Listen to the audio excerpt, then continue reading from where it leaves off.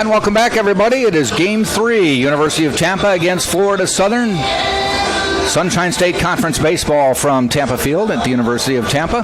First two games have belonged to the Mocs. 5-4 winners last night over Tampa, 5-1 winners about a half hour ago here, as one more game in this three-game series. And Jack Ike, Anthony Coronia with you. And Anthony, coming into this game, coming into this series, we thought win 2 out of 3. You're probably hosting the NCAA South Regional. That's what we've been told. Florida Southern has won 2 out of 3. Now, they will have to vault over Delta State in the Southern rankings, South rankings. Yep. But that may happen.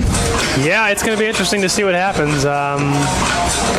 This is a big game for both teams. I mean, I'd imagine if Southern wins this and sweeps, they easily host. I think they still have a chance to host with 2 out of 3, but Tampa, this is a big game because you want to make sure your seeding is good. Mm-hmm. Not that it really matters. If you're not the number 1 seed, you're not getting the bye, but 2 and 3 seeds are definitely a different thing. And there was a little hope that win one of these, and you could do it. There's always a chance. Basically, they've taken it out of their hands. Yeah, it's the odds aren't very good. So, yeah, I mean, Florida Southern's definitely put themselves in the driver's seat. So, look, the boys need to come out with some energy and some intensity and maybe a better approach, because I think we've just been talking about it, at least myself. It just doesn't look like they, I hate to say this, but they just don't look like they just don't have, the intensity. Spark, right now. yeah. So, I think I just have better approaches and can't be having these quick at-bats or getting people on and just stranding them out there. I think there was a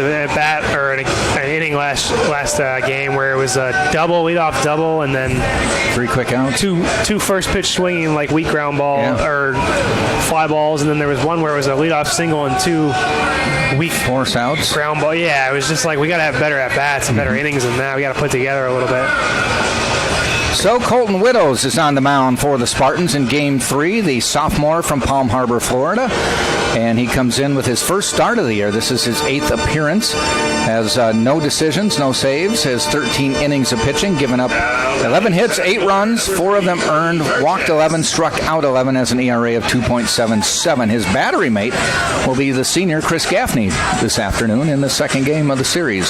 Starting lineup for Florida Southern will be Cody Burgess in center field, number 3 with a 283 batting average. Batting second will be number 2, Pablo Cabrera, and he has a 307 batting average. Batting third, number 32, Logan Browning's moved up in the lineup with his 460 batting average. First pitch, Brandon Galley boots it, and an error to start this game. That ball was hit pretty hard. Yep. Bounced up, hit him in the chest.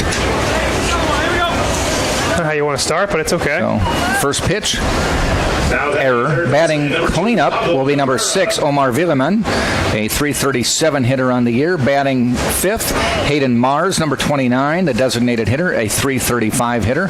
Batting sixth is number 33, Jacob Teeter, first baseman, batting 349. Batting eighth, Christian Maglich, number 8, the left fielder, batting 341. Alex Goebel is playing today, number 34. He is the catcher. You asked earlier if we wondered if Austin Maurer might catch all 3 games. Well, no, he's not. Alex Goebel is in, 200 batting average. And batting ninth is number 5, Dylan Costa, the second baseman, 341 on the year.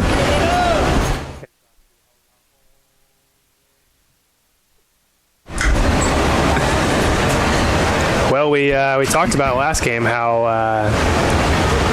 Logan Browning, the Golden Spikes finalist, was in 4:55. We said, I mean, what's it like? So he added 5 more points. He got his average up. 460 now on the season. I think it was a 2 for 3 game last time. 2 for 3 had a walk, a couple singles. So you go 2 for 3, you will raise your average no matter what. Must be nice, huh? And he's done it in quite a few at-bats. It's not like he's had 30 at-bats and has 14 hits or something like that.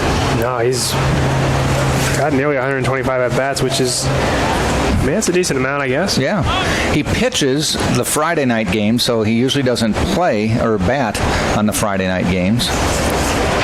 57 hits, jeez. But he has, coming into the series, had 121 at-bats and had 55 hits. Throw down to second. If I can say anything, he has no stolen bases, so we can say that, I guess. There's a room for improvement there. Has he been caught, though? Yes, he had once. Okay. So there is a tiny flaw. Not that you want your starting pitcher running. Stolen base for Burgess, now in scoring position. So Lance Niekro showing this game's important to him, too. Even after taking the first 2, I think he also feels, hey, we've got the 2. We need 3 to really send something to the NCAA. Yeah, I think, like we said, if they sweep, without a doubt, they host. They might even bump up to number 1 in the rankings. But I think, maybe I could be wrong. Florida Southern fans could correct me here, but I would take number 4 overall, as long as I'm hosting the regionals and I'm the number 1 seed in the regional, because that's, to me, is more important than being the overall number 1. Right. Getting that first round bye is huge, or that first game bye and hosting is huge. Ground out, back to the pitcher. Widows throws to Bragg. Setting the Spartans for you defensively is Chris Gaffney behind the plate. Harrison Bragg at first. Drew Earhart is at second. Darren Miller third. Brandon Galley short. And then the usual outfield, Stephen Smith in left, Richie Rivera in center, and Nick DeTringo in right. Behind the plate, umping Christopher Tipton, and on the bases is Andy Schultz. They flip-flop from the first game. Oh boy. Get that part of the zone back. Browning at the plate now. 1 out, man on second.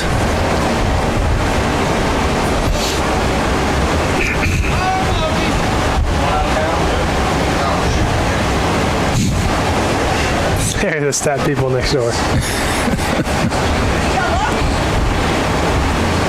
Count as 0-1. Ground ball, just off of Widow's mitt, fielded by Galley. The throw across, 2 outs, runner moves to third.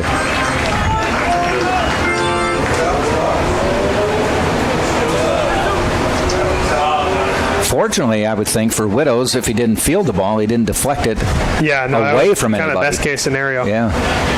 Hit hard enough that Galley was able to field it in stride. Omar Villaman. It's got to feel good for him, too, after missing that first one of the game.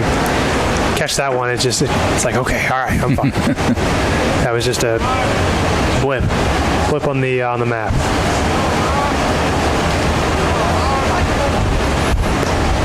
Pitch in the dirt. Blocked by Gaffney. Good to see Chris Gaffney in the lineup. Yeah. His dad here from New York for the weekend. Senior day. Yep. I think his sister, if I'm not mistaken, goes to UT. I believe she does. I think I heard that. Sitting down there with him. Oh, is that who that is?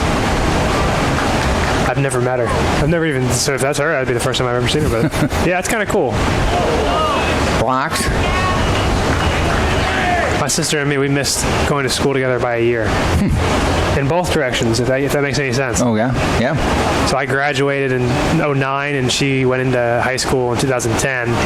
And then she graduated college in 17, and I graduated in 18, so I would have missed her by a year there. Not that she graduated from Tampa, but there was a couple times where she was at Tennessee. I thought about going back to Tennessee, stay up there and try and get my degree finished, but figured, nah, I don't really want to go back to school just yet. I'll wait till I'm 26. Yeah. 3-0 pitch to Villaman. And he walked him.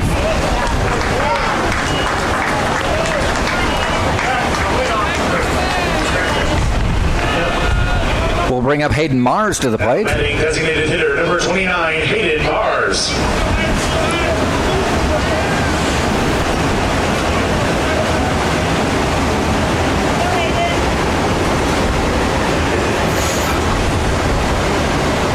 Runners at first and third now. First inning, top of the first.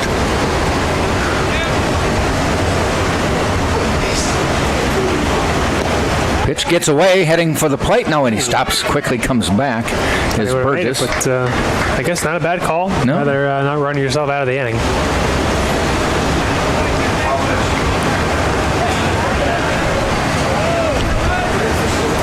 Give yourself a chance. Nothing wrong with that. Nothing wrong with that, Jack. Nope. Unless you're Tampa and you'd like to see him run into an out.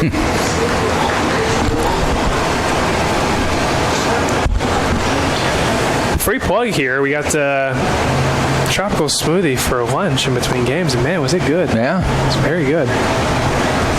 You going with the intentional walk here. Gonna load the bases for Jake Teeter. Always makes you a little nervous when we do intentional walks. Got to hit the catcher's mitt. Hey. I've lost games like this. I've seen walk-offs. Walk-off wild pitch. Now batting. There are a couple instances in the major leagues. I know the Milwaukee Braves did one years ago. Milwaukee Braves intentionally walking a batter, and they threw it so close he slapped a single to win the game. Okay, that's one thing. Yeah, well, like just missing. Like we had someone who was supposed to be intentionally walking. We were at home though, so it wasn't a walk-off, but it was like the ninth inning, top nine. We were trying to walk him because we had like a tie game, and like I think it was the same situation. It was second and third. We wanted to have the loaded bases with 2 outs, and our guy threw it to the backstop and scored the go-ahead run. Then we ended up losing in the ninth, or in the bottom of the ninth. It was like, oh boy. Jacob Teeter at the plate. You think you've seen it all, Jack, and then you see something like that. Yep. Lefty against lefty.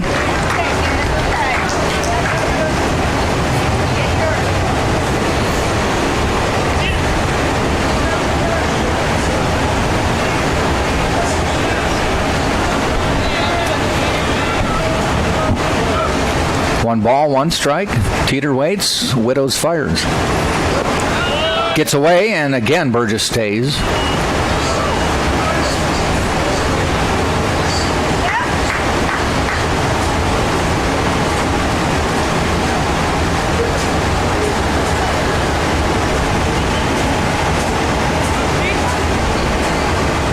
This will be the last regular season game. This is. Last regular season game, last regular season home game. Probably the last time you'll hear from us. Possibly, yep. I would imagine this will be it. Had they been home games, which we won't know till Sunday night or Monday. If they are home games, we will do them. Yeah. Inside, ball 3. Nowhere to put Teeter, and a 3-1 count now. Gotta throw it to him.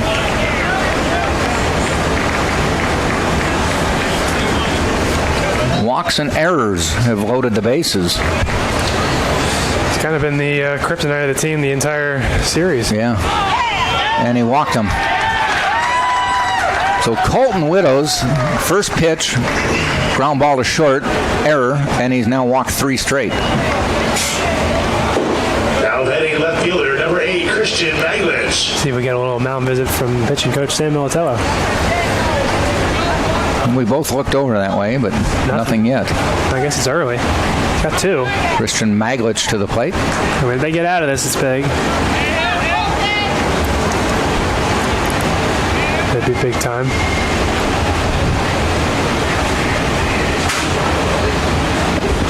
It's a good start. Nice off-speed pitch.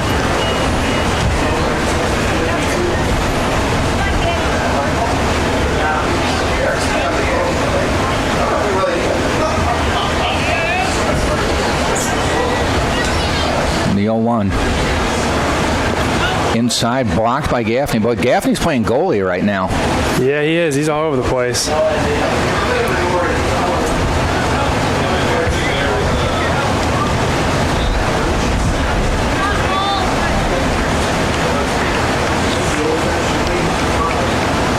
He's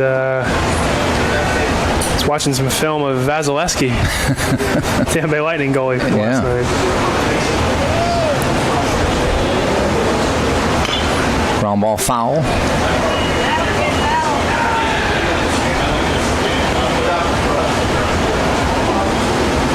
We got 2 strikes. Yep. Good count. Widows should put him away here. Hopefully. As a biased fan.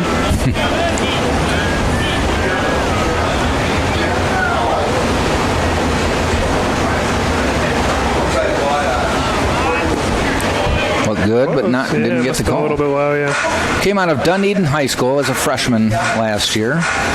Widows did? Early in the season, he was one of the Saturday pitchers. Okay.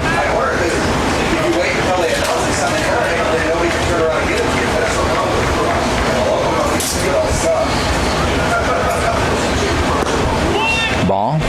Close. 3-2. We are at another full count.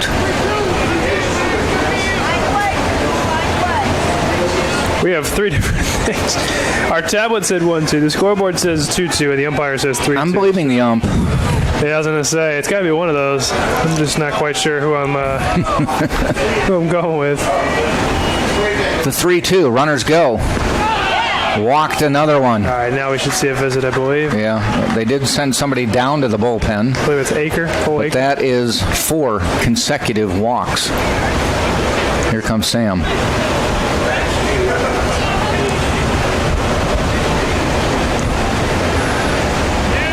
It's going to be Widow's job to get out of the inning, though, because they don't have anybody warmed up enough. Yeah, they're going to give him a chance to get loose, but he's got to get through the inning.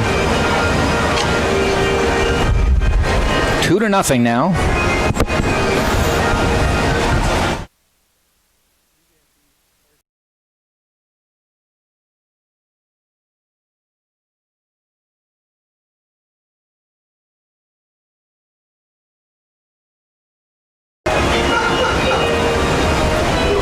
Boys got to get something going here. Got to get a big out here and then get it in and get the bats rolling. So a rather lengthy mound visit.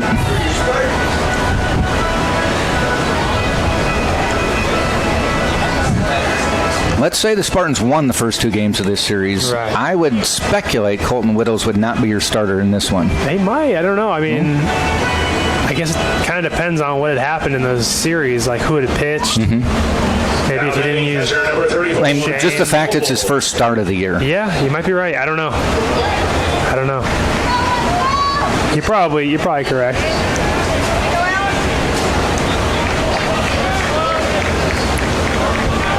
A couple of the normal guys or your guys you're used to seeing start are a little banged up right now. Yeah, is that part of the a little case? Banged up. He's dealing with some stuff. Nothing too serious. I think maybe just more soreness and a little tender, but there's no use in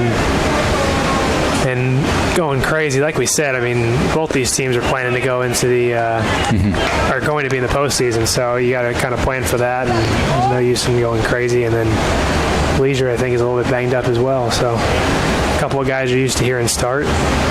So the deepness of the Tampa pitching staff is being tested. Strike 2, ball. No, he says 2 balls, 1 strike. I thought. Well, the first pitch was a strike, but yeah, I thought so too. Well, I'm looking at the scoreboard. Yeah, our tablet says 1-2. And now it's 2-2. So I don't know what it is. 1-2 now. Inside. Maybe we'll get a count here. This is Alex Goebel. The scoreboard went from 1-2 to 2-2 to 1-2 to 2-2. Umpire hasn't corrected him, so I believe it's 2-2. Now we're at 2-2. That's the end of the stat guys over there. Swing and a miss out of the inning. Tough inning, though, for the Spartans. They give up 2. They minimized with only 2. They give up 2 on no hits, 2 runs, no hits, 1 error, 3 left on base after 4 walks. And at the end of the top of the first, it is Florida Southern 2, Tampa coming to bat right here on TampaSpartans.tv. If you're planning a trip or a tour for a group, preparing for a group outing with a passenger van will ensure that dependable transportation is one less thing that you have to worry about. We deliver vans to you anywhere in Florida and southern Georgia. Contact West Coast Vans at 1-800-600-VANS. For excellent tasting food, top quality pizza that's always fresh and always from scratch, visit New York Pizzeria, located at 533 South Howard Avenue. And Walkabout Australian Cafe and Bakery is South Tampa's newest delights, located at 627 South Howard. Walkabout features authentic meat pies, pastries down under the lights. Open Tuesday through Sunday at 10 a.m. Try us, mates. Walkabout Cafe and Bakery. All right. Bottom of the first we go. Tampa's lineup. First off, the battery for Florida Southern. Trevor Castle on the mound. This is his 5th appearance, or 6th appearance, I should say, all starts to this point. A 3-1 record. 21 and 2/3 innings pitched. 21 hits, 14 runs, 8 of them earned, 3 walks, 14 strikeouts, and a 3.32 ERA. His battery mate is Alex Goebel. On the mound for the Spartans, they'll have number 4 leading off, Nick DeTringo in right field, 352 batting average. Batting second, number 2, Drew Earhart at second base, a 355 hitter. Batting third, number 10, Darren Miller, third baseman with a 370 average. Batting fourth, number 23, Harrison Bragg, the first baseman, hitting 330. Batting fifth is number 13, Connor Kryl, the designated hitter, at 286. Batting sixth, number 11, Richie Rivera in center field at 271. Batting seventh, number 5, Stephen Smith, 287 on the year. Batting eighth, number 17, Chris Gaffney, the catcher, at 167. And batting ninth, number 9, the shortstop, Brandon Galley, a 262 average on the year. Setting Florida Southern defensively, we have Castle on the mound with Goebel behind the plate. And it's Teeter at first, Costa at second, Cabrera at third, Villeman at shortstop. Maglich in left, Burgess in center, and Browning is in right. Well, let's see how the boys answer. Nick DeTringo to the plate.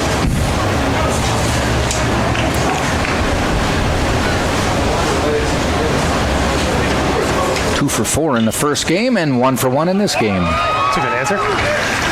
So first pitch for Florida Southern. They hit it to short, got on with an error. First pitch to Tampa. Base hit. Gets a runner on first. Heck of a way to start.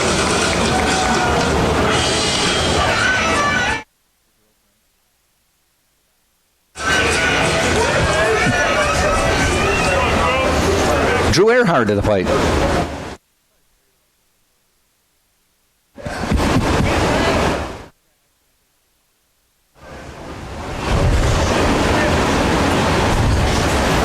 Pitch to Earhart, runner goes, lofts it foul down the right field line. Heading on in action. Hit and run going. Yes, sir.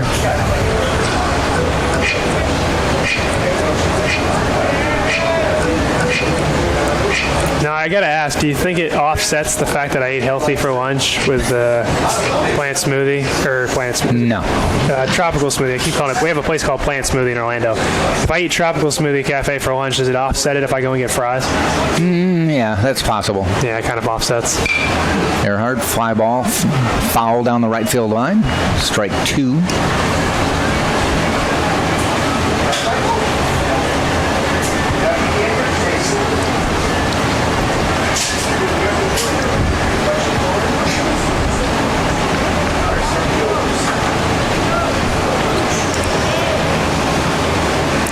Castle looks and throws.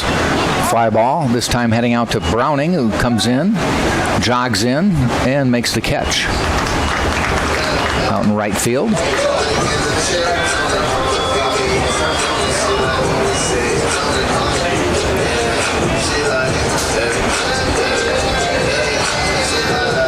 We'll bring Darren Miller to the plate. Now heading third baseman, number 10, Darren Miller.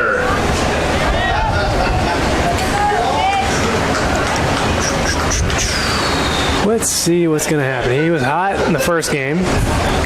Didn't get any hits in the second game, so I think he's due here for a couple of hits. He is. 370 batting average on the year. Tops among the Spartans. I think you're correct, yeah. With that many at-bats, 184 at-bats. Yeah, he's got quite a few. Earhart looks like he's going to get over the 200 mark today. Should, yeah, with this next. Cabrera got over the 200 mark with his last at-bat from the mocks.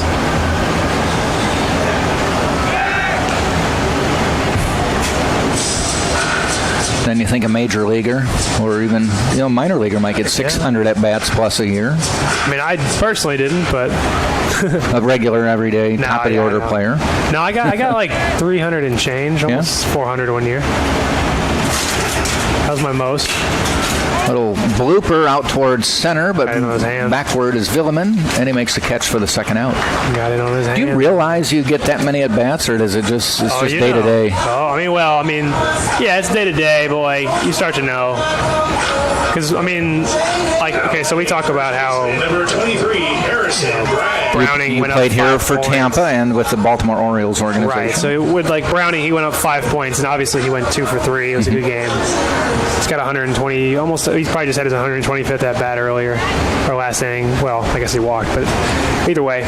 And you know it when you get to now, because at this point in the season, you've played all of April and you've played most of May, and you're at 200, maybe close to 200, or maybe a little bit over 200 is at-bats.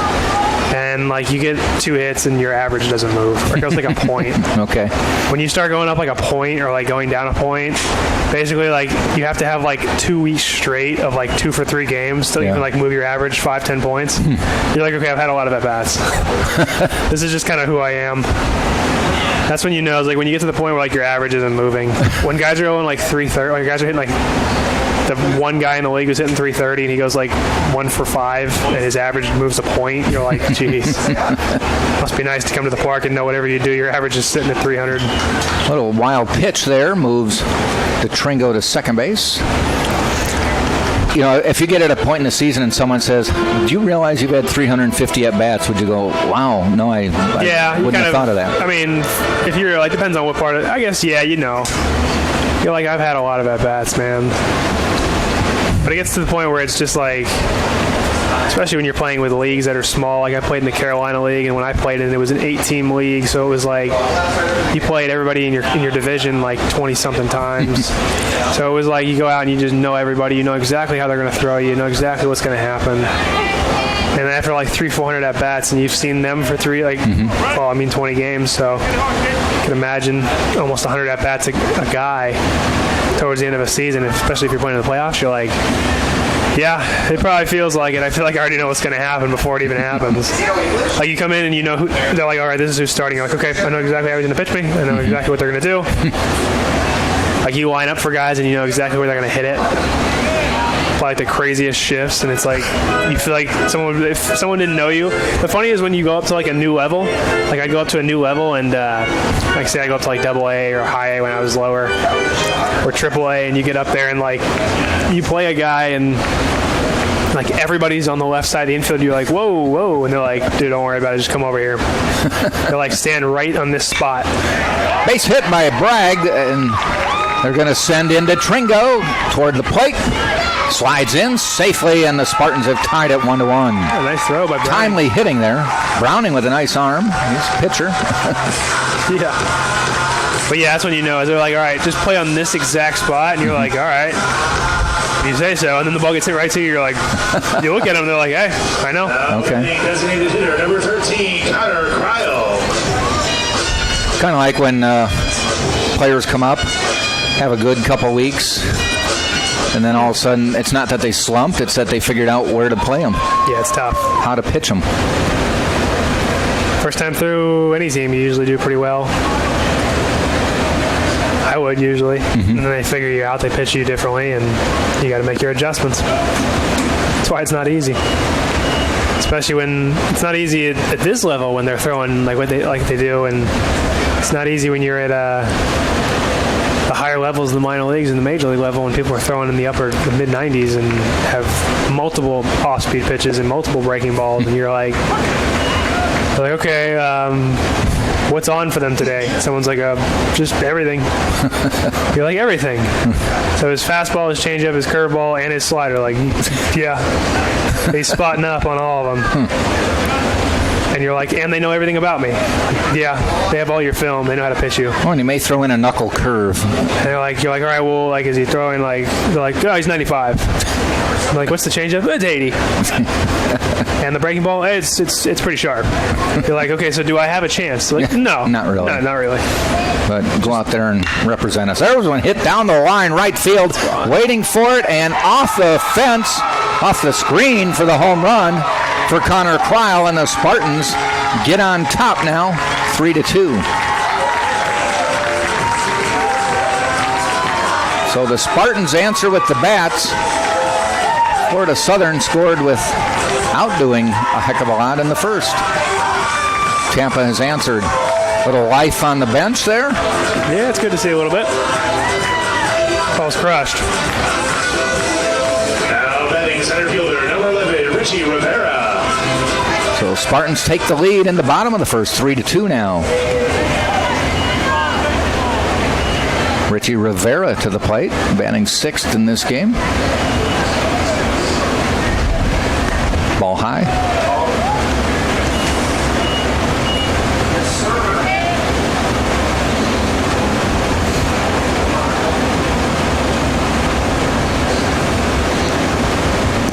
Outside.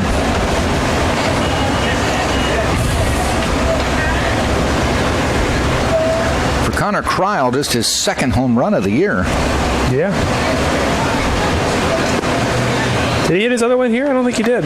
No, I do not know. I want to say he hit it at like maybe Lynn or Albany State. I think it was on the road because I don't remember it being here. I remember he had a couple triples here. Yeah. There's a base hit for Richie Rivera into right field. And the Spartans pick up their fifth hit of the game. That came to life a little bit. At least this inning. Fourth hit. Now batting left fielder, number 5, Steven Smith. Steven Smith to the plate. This is what we did not get out of the Spartans the first two games of this series. Is bunching up some hitting. Not at all. Very spread out.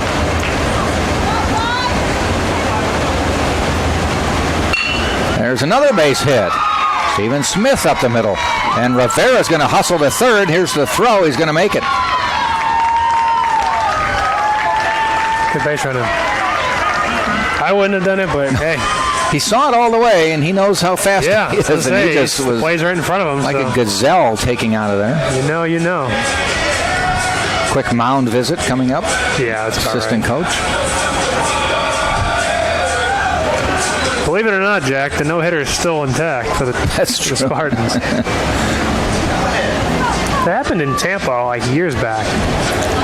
Like they won the game like 3-2 or something, 3-1. Tampa UT. Tampa Rays. Tampa Rays. Yeah. They threw a no-hitter. It was like 6 guys threw a no-hitter. Like they scored runs, but it was like a no-hitter. Now batting shortstop, number 9, Brandon Galley. Number 8 hitter in the lineup is Brandon Galley coming to the plate. Runners at first and third. Tampa has plated 3 to erase a 2-0 deficit.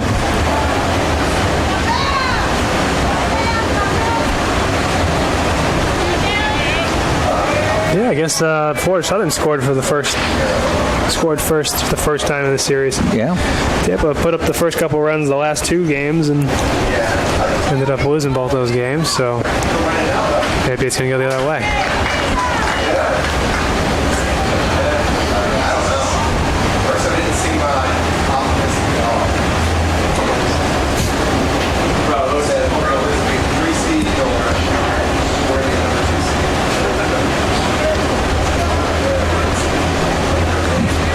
Long look. Finally, Castile is ready in the dirt.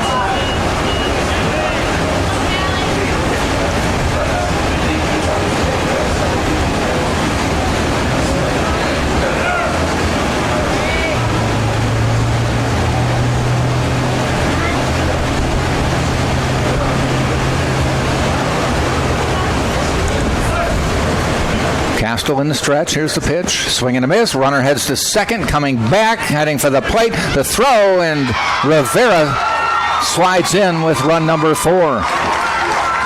And then on the throw, Stephen Smith headed to second. They threw to second. Cut it off. Villeman cut it off. Yeah, it was a little like trying to steal a run play there. Smith started to head back to first. They threw home. Rivera beat the throw. And then Smith turned around and went back to second. And made it.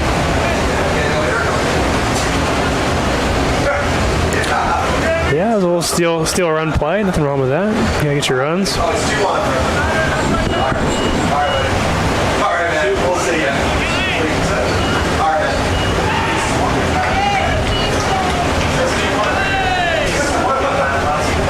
Play like that, Villeman actually, it was apparent he was cutting it off to come home. Yeah. Is that because they didn't think they would get Smith? Because they get him, it's the third out of the inning. Yeah, I think he kind of just noticed that he wasn't coming.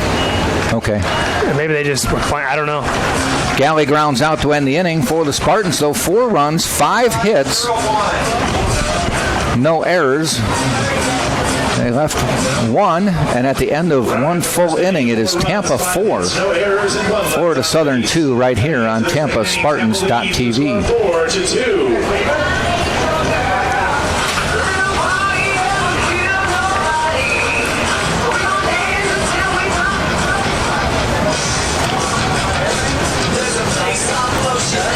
Beauty of the empanada is its simplicity. Take any of your favorite foods and imagine them inside a pocket of homemade dough that's cooked perfectly until it's golden brown piping hot. Empanadas are a culinary treat with 10 locations around the city. Enjoy old Tampa flavor at Mr. Empanadas. Tropical Smoothies Cafe menu boasts bold, flavorful smoothies with a healthy appeal, all made to order from the freshest ingredients. Our toasted wraps, which me and Jack can attest to, the sandwiches, flatbreads, and bowls are made fresh with quality meats and cheeses, fresh produce, and flavorful sauces. Located downtown at 200 North Tampa, just around the corner from UT. And DP Dough delivers cheesy happiness on and around college campuses, including UT. Calzone wings, breadsticks, order online at dpdough.com. Open late. I know you're a night owl, Jack. Try to be. Late. Yes. If I could hit him.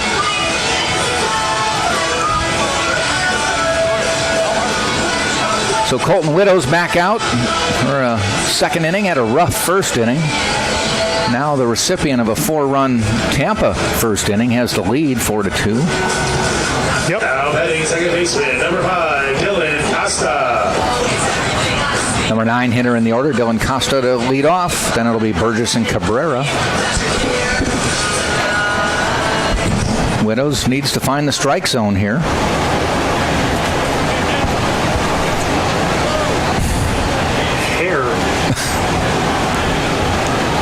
I think it was maybe an eyelash. It was like an eyelash that was like stuck in my eye. I could see it. Somebody left a contact lens here. Well, it's not me. I don't. That's an old. That's not even a soft lens. That's hard lens. I don't recall it being here last night, but I wasn't looking for it. I'm sure whoever dropped it is probably looking for it. Yeah. Probably not having much success. Can't see to see it. Yeah, they're like, I don't know. I think it's somewhere. If I had my contact, I could see better. Yeah, right. 2 strikes on Costa. Lefty to lefty. Off speed, ball 1.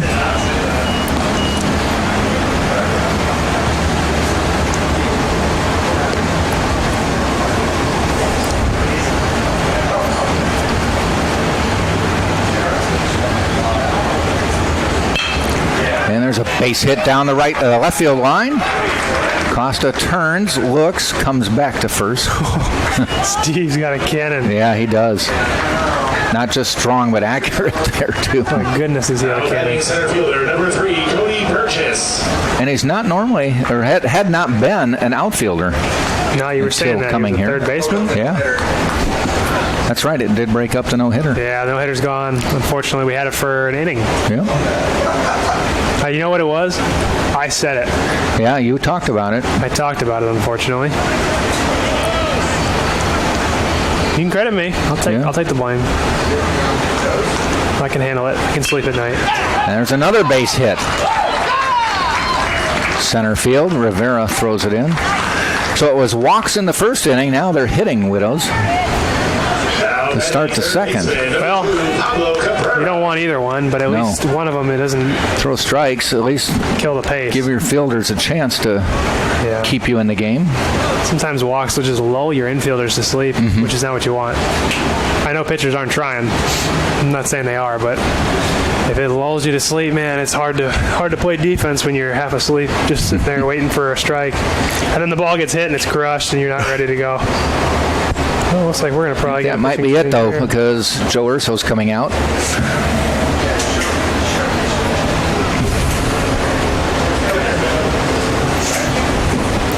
Pitching change.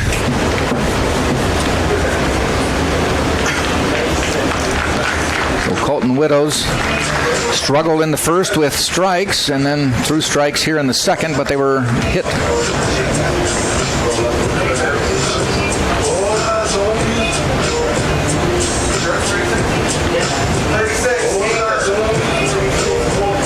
So it'll be in.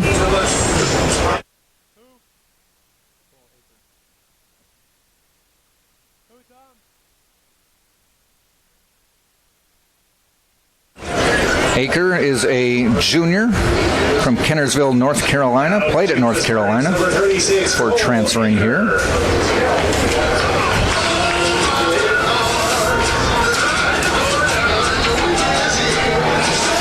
This will be his 14th appearance of the year. He has 6 starts. Has a 2-1 record. 33 2/3 innings pitched. 25 hits. 24 runs, 18 of them earned, 16 walks, 34 strikeouts, and a 4.81 ERA.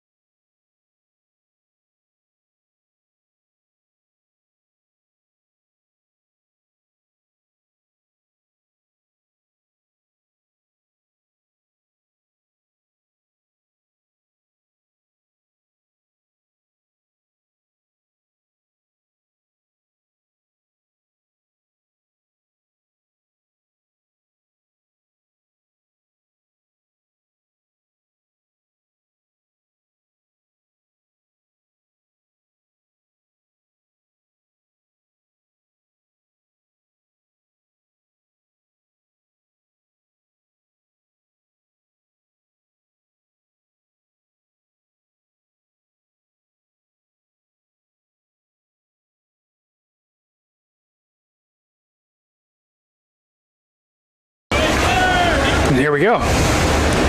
And number 2, Cabrera, steps in. Outfield straight away. Infield normal depth. Rich is a little bit off to the right now. Yeah. He's walking that way. And he tries to bunt it, but fouls it back off the screen.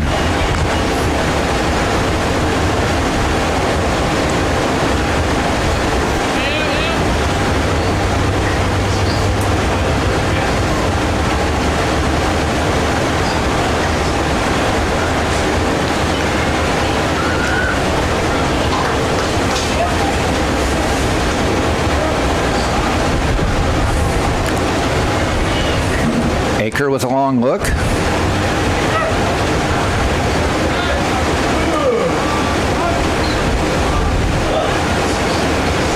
Again, a bunt, fouled back off the screen. 2 strikes. Sounds like a replay. Yeah.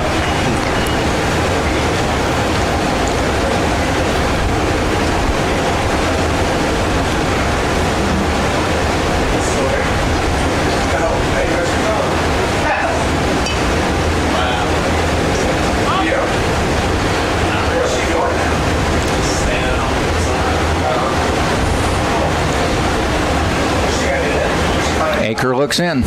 Gets the sign from Gaffney.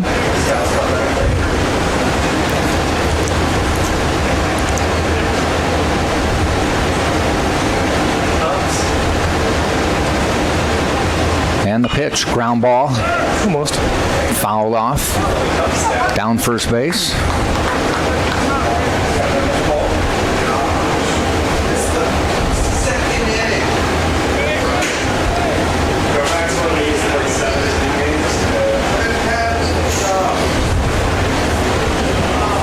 Jack, I got a feeling we're going to be in extra innings today. I think so. I think we are. So not only a long game, but extra innings to boot. It's usually these kind of games, Jack. The ones that go to extras. Quote me as saying that it's 5 o'clock. Yep. Ground ball heading out toward Galley at short. Shovels to Earhart, the relay. Yes. Got him for the double play. Big time. Costa moves to third, but 2 are down now. See if I can get an update on the Players' Championship. Now batting right fielder number 32, Logan Browning. Ooh. Rep Simpson's still playing really good. Jason Day in second.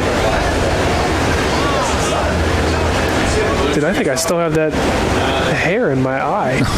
It's like, you know when you see it like right over your eye and Yep. it's just, And you know it's there? I don't.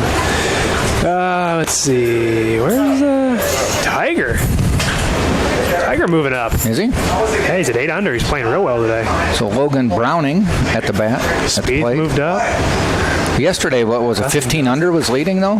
Yeah, Webb Simpson. He shot a 63. It was like one of the tied for the lowest. And he's at 17 today, so he's shooting 2 under through 9. They got to be almost done. I mean, it's 5 o'clock. Right. TV coverage is usually poised to end at 6. Yeah. So 3 holes to go maybe. Ball outside. 3-0.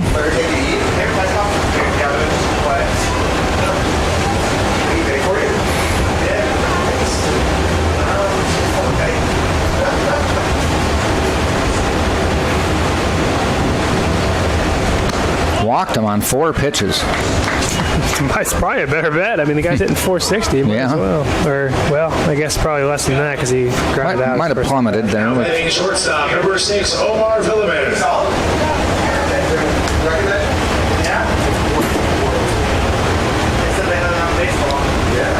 Gaffney is out to visit Aker.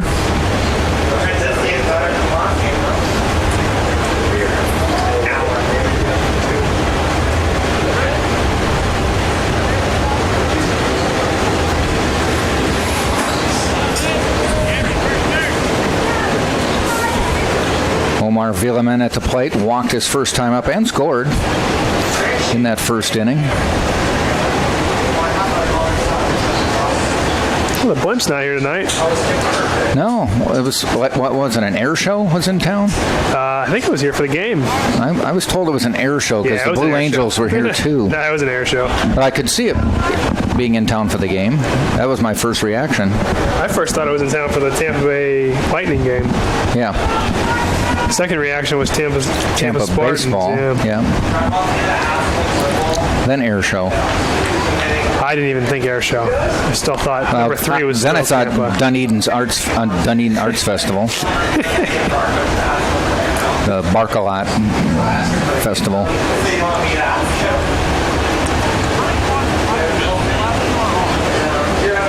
One count to Omar Villeman.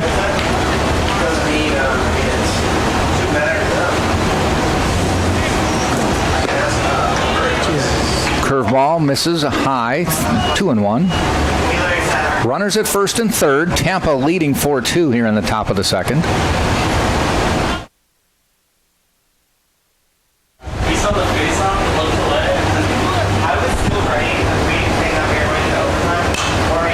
Fly ball out towards Smith.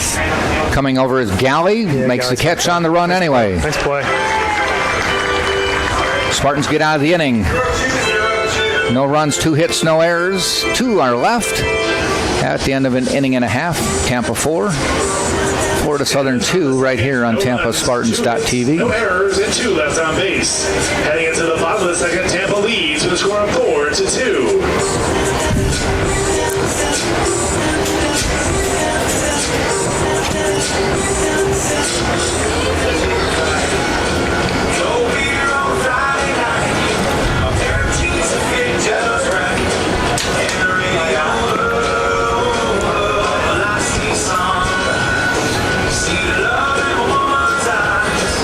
Spartans will send up Gaffney, the number 9 hitter, then DeTringo and Earhart.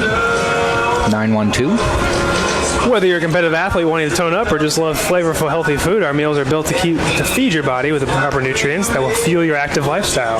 Enjoy fitness-inspired meal plans with Rebuilt Meals. Visit rebuiltmeals.com. Clean Eats, a new cafe located at 3838 Neptune Avenue and open until 7. It's not a diet, it's a lifestyle. Featuring healthy sandwiches, wraps, bowls, and smoothies, Clean Eats. Jersey Mike's, we offer Sub Above with the nearest location at 2121 West Kennedy in Tampa. Jersey Mike's, Sub Above.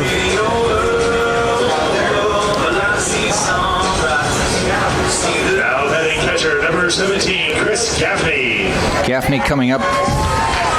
Limited amount of at-bats, been hurt. Never quite got back to 100%. This is at-bat. This is his 21st game, his 31st at-bat. 5 hits so far.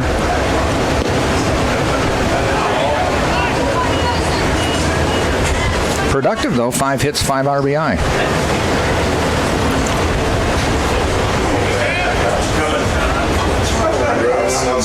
What's going on? Foul back. We got to get one of these, maybe. I hope so. I don't know if that's all. Boss this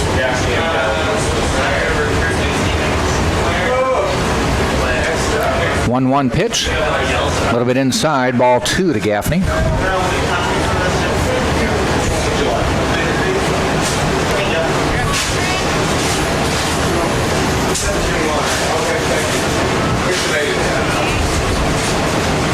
Ball 3 outside.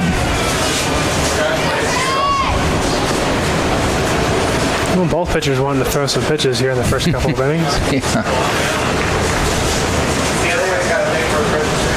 Widows had 37 pitches through Wow, an inning. inning and a third. He's credited with an inning. Base hit for Chris Gaffney. Nice job by Chris. Got to feel good. Good sound on the bat. Well, it's always good to get a hit, man. That thing feels good no matter what.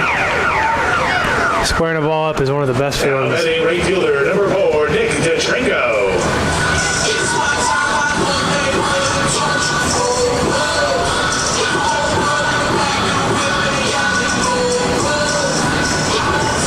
Nick DeTringo steps in, the leadoff hitter. Got a base hit on the first pitch last time.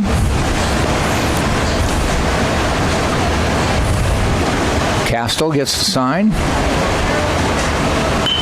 Taps a swinging bunt. He might beat this one out. He does. That's the second one. He had one in the first game. First one that he got in the first game, it was just a slow short. swing. This was a check swing bunt. My goodness, I wish I had that problem. Second baseman number 2, Drew Earhart. Those are always the ones where as soon as you hit it and realize it's fair, all of a sudden you have to Like, oh crap. turn it into a running motion. Oh, Which you weren't planning I on. gotta run. So you're like, am I way late getting started here? Do I have a chance? Exactly. Runners at first and second with nobody out, and Drew Earhart at the plate. And he puts down, that looked good for a split second. Went I foul. thought there was a little bit of a cutter or something. Yeah. Because it just went straight back.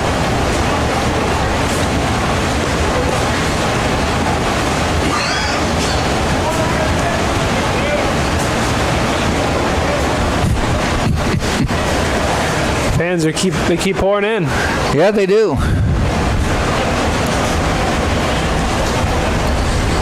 Strike one to Earhart. Gaffney on second, DeTringo first. There's the blimp. There's a good bunt. That's going to move everybody. He may be able to beat it out. He beat it out. Then it got away. It's going to bring 1 run in. 2 runs coming in. Earhart's going to stop. He's going to head for third. They see him. They throw, and they may have him. He's safe. He got his hand out of the way. Yep. Wow. 2-run score on a bunt, and Earhart ends up at third. Now batting third baseman number 10, Darren Miller. So Earhart got the bunt down with runners on first and second. Second baseman, I don't think he might have been a little bit late getting there and just wasn't able to find his feet, and he was too focused on that. Ball got away, went down into the bullpen. So the two runners scoring from first and second. And then Earhart just kept going, started to go to third. They saw him moving. They made the throw, and he slid under the tag. Now Darren Miller at the plate, 6-2 Spartan lead. Swings at that one, 1-1, or 0-2, I should say. So Spartans showing a little life here in Game 3 of the series. Oh, Blimp's a little bit high. We got to tell him to lower it down for the camera. I know.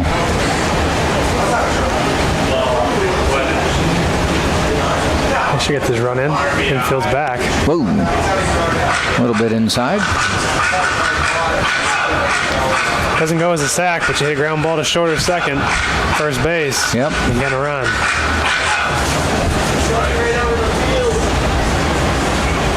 Blimp heading right in from left field. I was going to say the flyover is a little late, but Yeah. yeah, you can't see it. It's too high. Miller went down. First out of the inning. Blimp is heading over the outfield right now, straight above us. Can't see it. I don't even think we're going to get a shadow. We got to get this run in. Yeah, of course, now the infield's coming in. You got to get it up.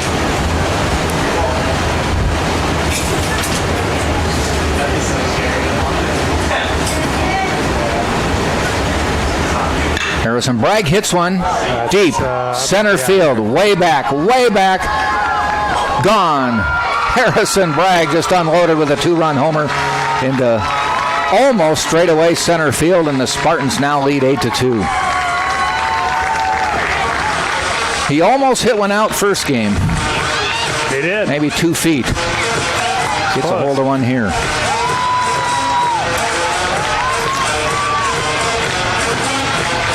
Home run number 17, and I think Lance Necro is going to make a pitching change. Yeah, I think that's about right. Spartans now at 8 runs and 8 hits on the day.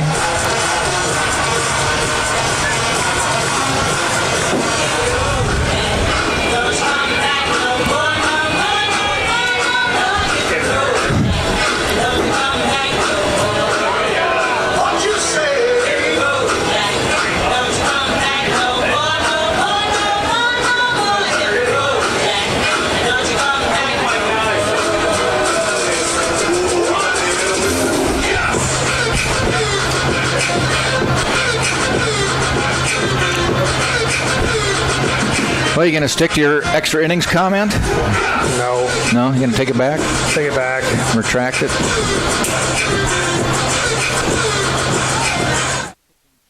Coming in, we'll see who they opt for.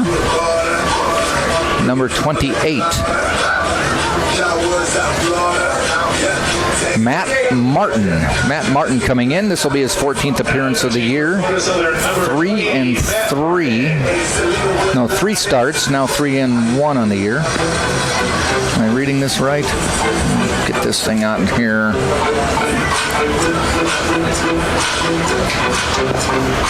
3 starts, 3-1 record, 2 saves, 45 hits, 25 runs, 22 earned, 15 walks, 34 hits, and a 5.30 ERA.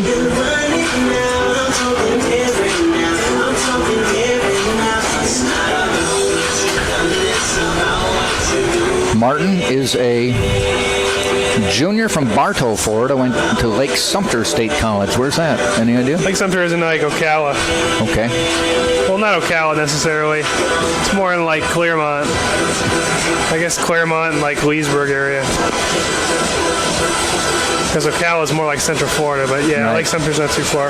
Okay. I played there. Played with friends from there. Right next to a big lake.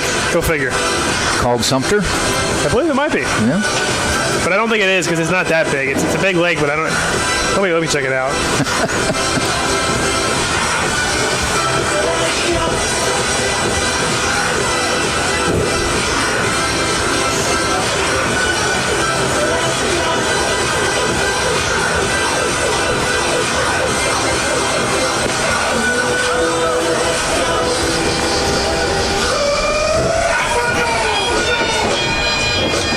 think it is Lake Sumter. There's a couple of lakes in that area. So Connor Cryle comes to the plate. He homered. Picked up a couple RBI in his first at-bat. I guess it's near Winter Garden. It's near Lake Apopka. Okay. Pretty big lake in Orlando.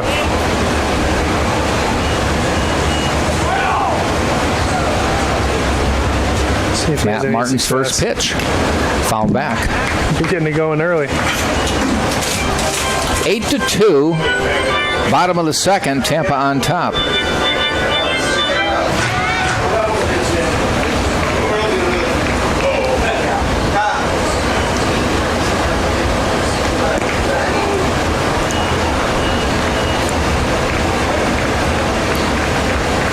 Two homers in this game for Tampa. Cryle with one, Harrison Bragg with the other. Neither of them were cheap shots either. They both got out. Line shot, and that one just ate up Costa. See if they give it a hit. I don't know. They call it a hit. Good for us. Good for Connor. I sound like a broken record, but I wish everyone was doing that when I was playing.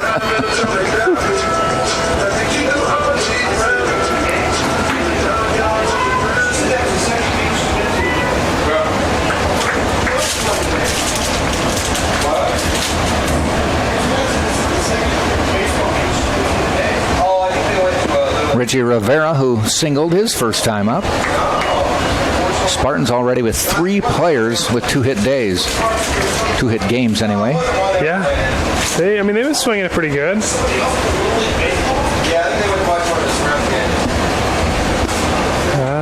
Inside. That's kind of where he was calling them yesterday. Yeah.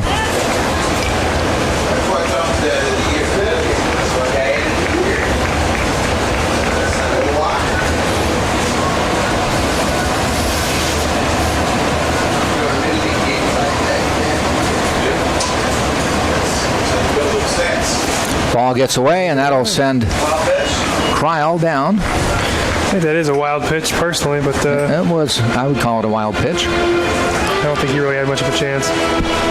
Unless he backhanded it. Yep. Should have been a heck of a backhand. Goebel tried to scoot out there.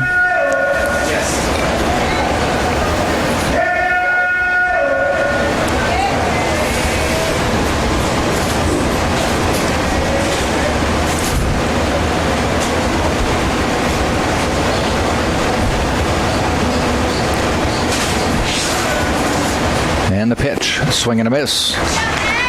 Richie doesn't get cheated. I'll give him that. He doesn't get cheated on his swing. Yep.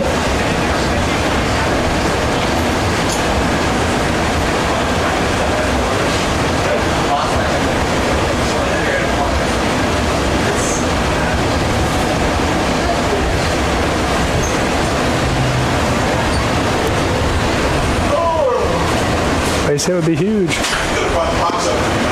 Ball a little bit low. 3-2. That's kind of that pitch that they've been calling throughout the game.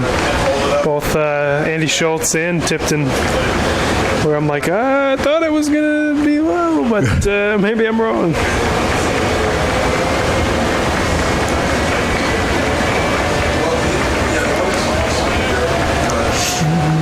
Three-two pitch coming up. Catches the corner, strike 3. Yeah, that one looked good, though. Yeah.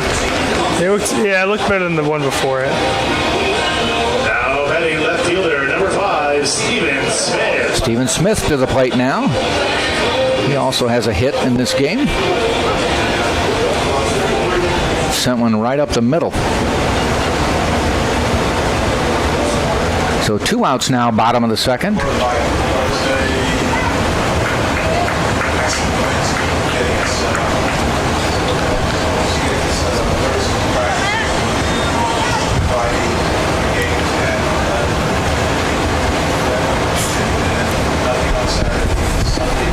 First pitch outside. Sun's coming out a little bit. Yeah. It's kind of cleared up from this morning. And a little bit of a breeze out there now.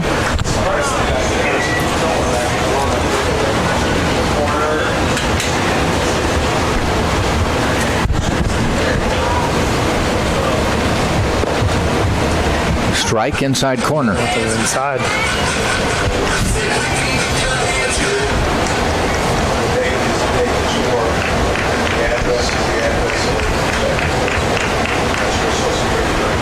One 1 pitch with 2 outs.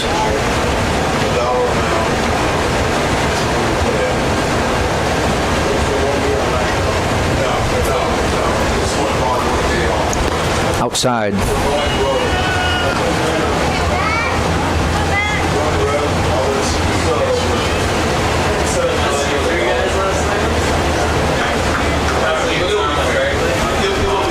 Florida Southern faithful traveled well. They did. It's not a very far trip for them, but traveled pretty well. Ball outside, 3-1 now to Smith. Martin's been doing pretty well so far.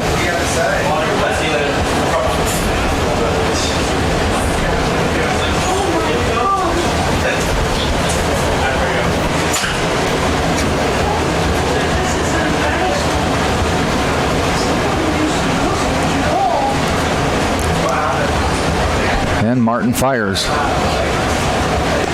Ball 4, walks him. Runners now on first and second with 2 outs.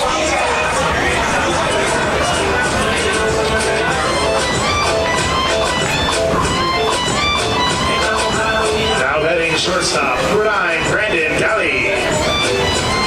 Brandon Galley to the plate now.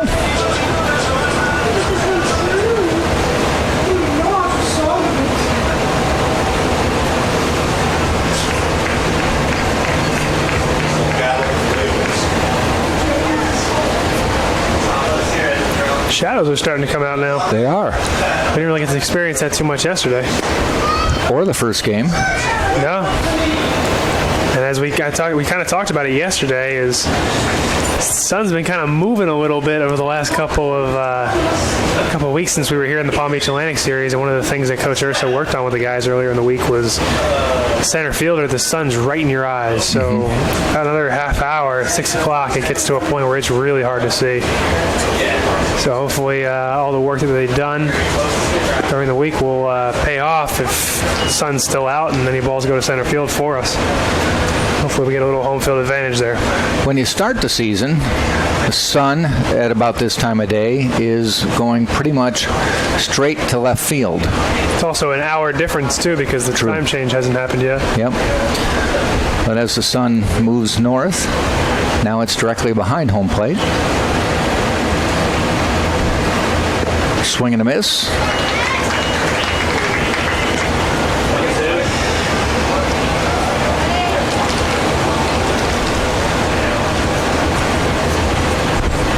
Galley grounded to short his first time up.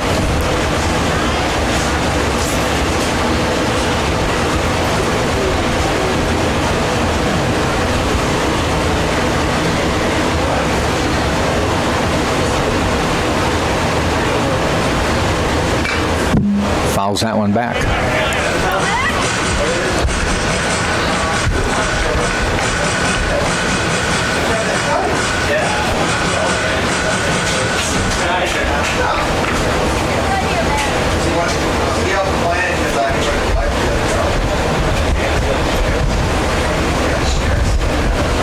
So Martin looks in, taking his time.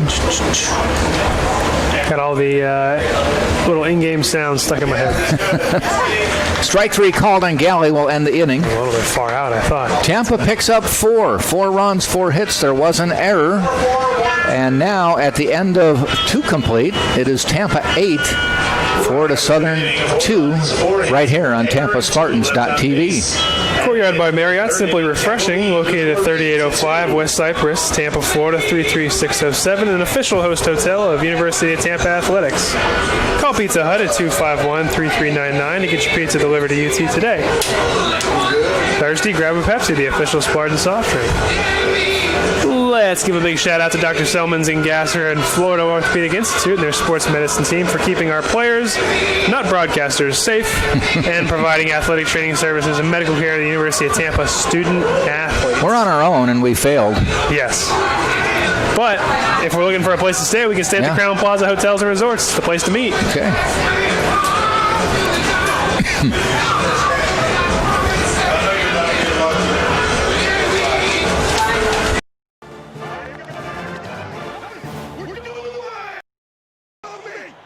42 minutes, he's been trying to bring an entire stadium to its feet. Why does he do it? For glory? Notoriety? We don't know. Frankly, we don't need to know. But much like this hero, Courtyard is all about the game. That's my guy, yes! Snacks, yeah, man, eat it up, and we're gonna burn it off doing the wave! Doesn't it seem like they're taking their time throwing?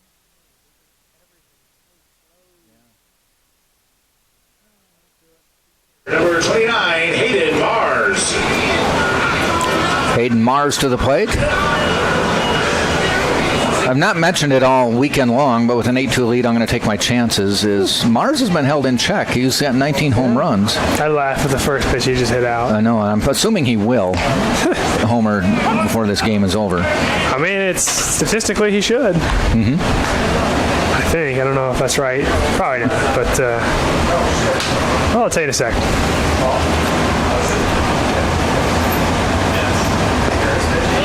48 games. He's homered in 19, so 1 for 3. So less than hasn't homered in the first 2 games. So 2.5 games. He'll hit one he's out. due for one this game, Yeah. right? Oh, I would have said, oh man. I would have just walked out and been like, so statistically, what are the numbers for the Powerball? That's up really high today. Yeah. It's at like 270 million right now. Is it? I think I'm going to play. Could use that.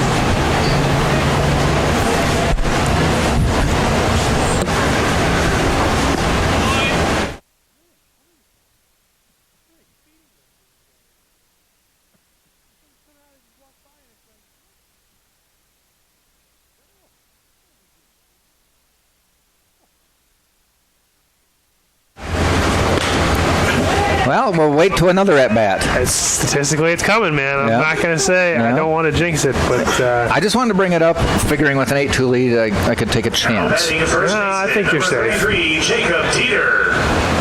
Jacob Teeter to the plate. The tall freshman first baseman. at this point, Jack, I'm selfishly hoping that we can get a couple of first pitch swinging outs. Yes.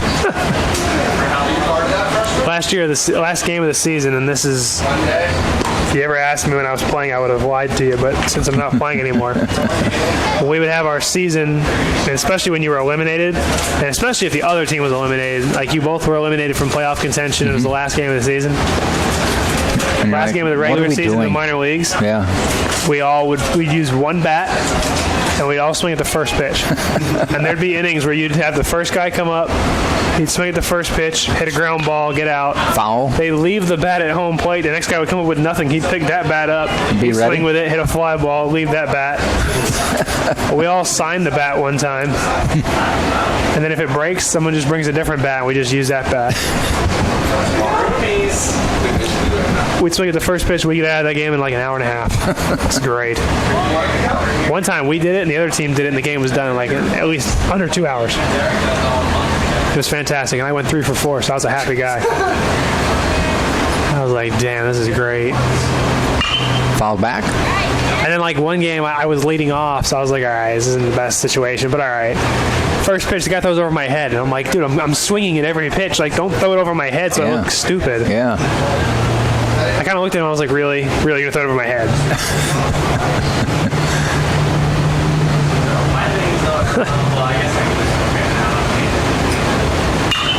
Fly ball out into left center field. Smith coming in and makes the catch. That, I thought was going farther than it actually did. Yeah, we got a guy there, though. Been a guy there for a number of years. Number 8, Christian Maglish. There's guys on the PGA Tour who have been on like a Friday afternoon, well out of the contention. And we'll just, there was one story about he knew he could catch an earlier flight if he could get done earlier.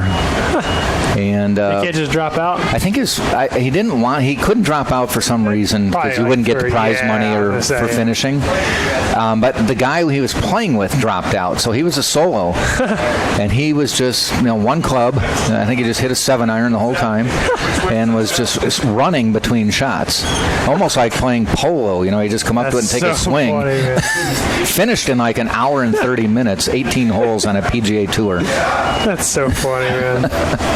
There was nothing against it. I mean, you got to do what you got to do. He didn't have to wait for someone else. He just had to find his ball. It's not a good look, but you got to do what you got to do. He didn't care. I mean, he was 18 shots off the... Yeah, I was going to say, when you're like... Wasn't going to make the cut. Probably not much better than us, but when you're 20 games out and the season's over and your average, I said, is not moving very much. Yeah. He's like, well... And he just wanted to catch an earlier flight. Yeah, exactly. Let's just swing the first pitch, get the game going.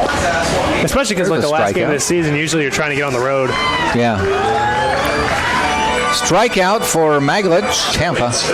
On top, it'll be Goebel, Costa, and Burgess for Florida Southern. You're watching right here on TampaSpartans.tv. If you're searching for a chariot, the official chariot of Spartans is Mart's First Class Coach. You need a charter, however, and a bus. Go online to www.martsfirstclass.com. Our Barnes & Noble campus bookstore has everything UT in one place. Located in the Vaughn Center, first floor. Open Monday through Saturday. Shop online at www.utampa.bncollege.com.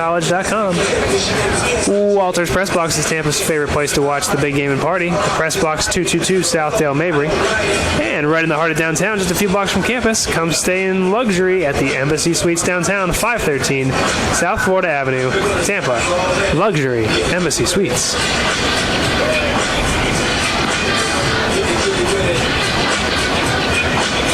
Oh, and just so you know, yes, the trusted Tampa Subaru dealer is Mastro Subaru. Oh. Located at 6402 West Hillsborough Avenue. And Mastro Subaru, our reputation rides with you. I was going to say drives with you, but no, it rides with you. Yeah. Well, with smart cars, they might be driving us. Yeah. They couldn't fly with you. I think I would freak out, though, in a driverless car. You know what's the thing is like I like driving. Like this might be like a strange thing, but like I enjoy it. Like I like driving. So like the idea of like cars that drive themselves, like it just doesn't excite me. Like I enjoy it. And I just don't. I find it difficult to think they can program every situation. I was going to say it either have to be like an all or nothing situation where like all cars are driverless, because then you can just program them all. So it's like, all right, you're in, like it's just like I don't know, it'd be like the internet, like everything kind of works together. Yeah. Because then you just be like, all right, I'm going out, and then the car would just like enter into the grid, and there wouldn't be accidents because there's just no way it could be. Right. Or it's nothing. Like it can't be any driverless cars, because if there's like one and there's like everybody else is driving, it's just going to mess everything up. Because then you have human error. That's my thought on it. And then the other part is, are they programmed to just do the speed limit? You know, if it's a 55, do they go 55? Well, I mean, imagine if it's driverless cars. Chris Gaffney fouls it off. They could just go as fast as they wanted to, because there's not going to be any error. If they were all driverless? If they're all driverless, and it's just basically computer automated, why would they not be able to go like 100? Like, you're not driving. Yep. There's not going to be any error unless it's like road problems. But again, there's no drivers. I don't know. Maybe I'm thinking like this is like Tron, or like like that Will Smith movie I, Robot, where he's just like in the car and it's like these perfect drive roadways and highways. And Gaffney ground ball to third, fielded by Cabrera, and the throw across gets him. I don't know. Now batting right fielder number 4, Nick Tringo. So 1 up, 1 down. Top of the order, Nick Tringo, already with 2 hits today. Scored twice. Swinging bunt last time. But to be fair, I mean, I went to Disney a while back. I went to Epcot, and if I remember correct, like back in the day, I used to go to like Tomorrowland and like the big ball at Epcot. Oh, and dancing out of the way there. I don't know why we're bunting up 8-2, but Because he got on last time with it. yeah, swinging buns. Yeah. But like they used to have like they'd be like, oh, this is the future. They'd show you like the future, and it was like people communicating like basically what looked like iPads. Yeah. And I was like, dang, I mean, like think about it, like they basically predicted iPads. Yes. And like holograms, which is kind of what like an iPad is in theory. So I was like, all right, well, if that's what they predicted, what are they predicting now? And they were like, oh, driverless cars. You're gonna need driverless cars. I guess it'd be kind of nice. I wouldn't feel so bad about like looking at my phone. Check swing. Call strike. That was about the same thing he did when he hit the swing. Yeah, I just forgot to hit it.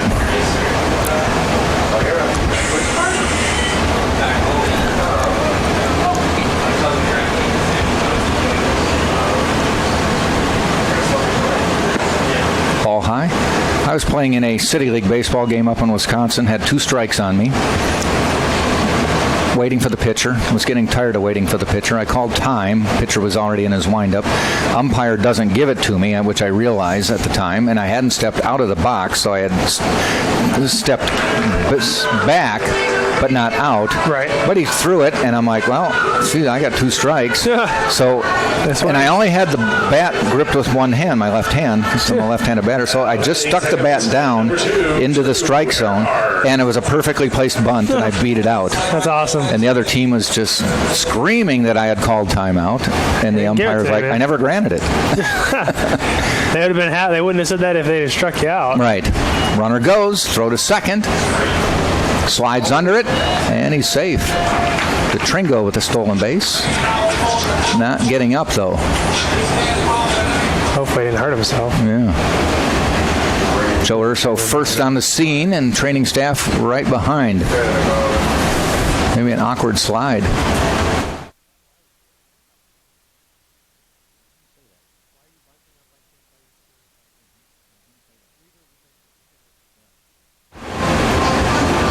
Yeah, it's hopefully everything's okay. I mean, like we said, our regionals are coming up, so hopefully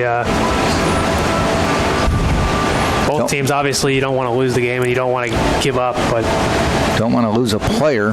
You don't want to be out for everything you work for. I mean, there's a lot of this game to go, but still with an 8-2 lead. Yeah. Yeah. I'm right there with you. I don't know if it was an awkward slide. I don't think the ball hit him on the throw. His wrist or his finger.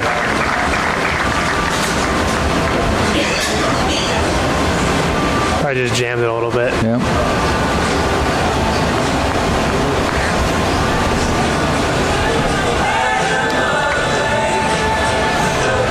There's no rain today, Jack, but it seriously feels like we've had some rain delays. Yes. There was one player was called the human rain delay. I feel like we have a bunch of human rain delays out here today. Pitching changes and had to adjust gloves every at bat or every pitch. That was like a Yankees Red Sox game in like the 90s and early 2000s. Earhart with the ball. Nowadays, the Yankees Red Sox games are like 4 hours. It's like, dude, I can't do it. Yeah.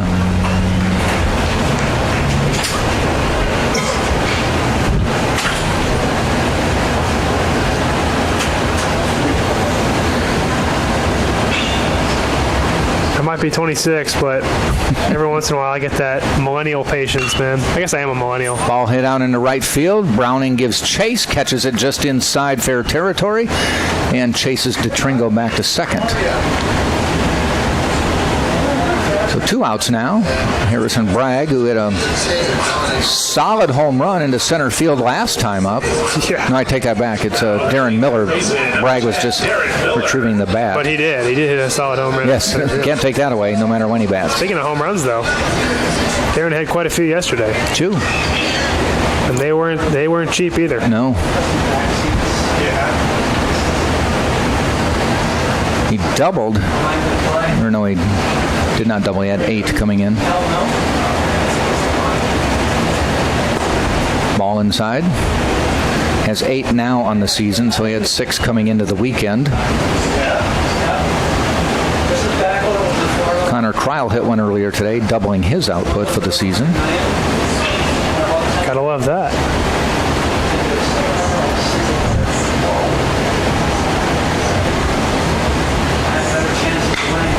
That is a major league pop-up, but foul.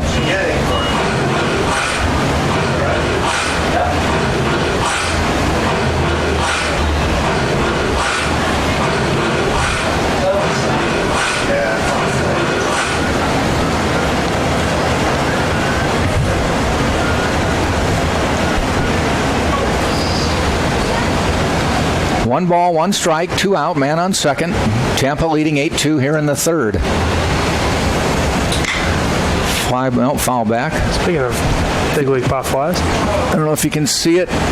Take a look on the screen there. The blimp's making an appearance again. Is it showing up on the monitor there? Where's the blimp? Oh, I can't even see it. Barely from here. No, it's definitely not. It's above the dorm. All we can see is if you see the dorm, the first 2 windows, that's all you can see. Okay. So even if it comes into view, it's going to be too high? It's going to be too high, yeah. Okay. We can't even see. We can barely see the top of the dorm.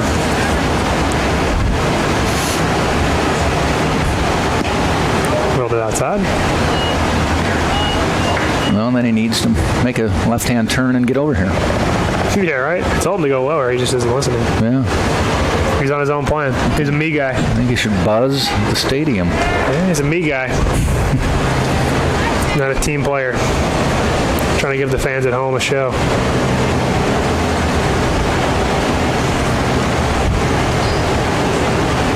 Ball outside. Nice stop by Goebel. I think we're going to get a blimp sighting in a couple seconds here. It might show up. Not quite. It's a little just too a high. little too high, huh? Tell him lower, not higher, but he just doesn't listen. Nah, you can't see it. We could tilt the camera, let him see. I could. Ground ball. Villeman, 1 hop for the inning. Probably a little bit more important as the game. Well, now we could try it.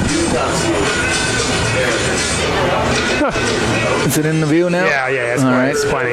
There it is. No errors and 1 left on base. Proof that we weren't just making that story up. Yeah, right. We played 3 full innings. It is Tampa 8, Florida Southern 2, right here on TampaSpartans.tv. At Firehouse, our subs are made the firefighter way, served steaming hot and loaded with the freshest, finest sliced meats and cheeses. Located at 2617 West Kennedy Boulevard, Firehouse, founded by firemen. Godfrey Hotel, formerly Bay Harbor, is located 7700 West Courtney Campbell Causeway in Tampa. Offers a special rate to all UT supporters and guests. Godfrey Hotel and Cabanas on Courtney Campbell Causeway. Urgent Care. Give it up to the Spartan team of physicians of Florida Orthopedic Institute, Florida's largest orthopedic group. Dr. Selman and Gasser and their sports medicine team for keeping our players active and safe. On and off the field with their ortho urgent care just minutes away in South Tampa. University Dining Services by Sodexo allows you to choose from 27, count them 27, not 26, dining stations serving breakfast, lunch, dinner, late night, and snacks. The official concessionaire of UT Athletics. Sodexo Campus Dining. Visit the UT website and check dining services for our variety and hours.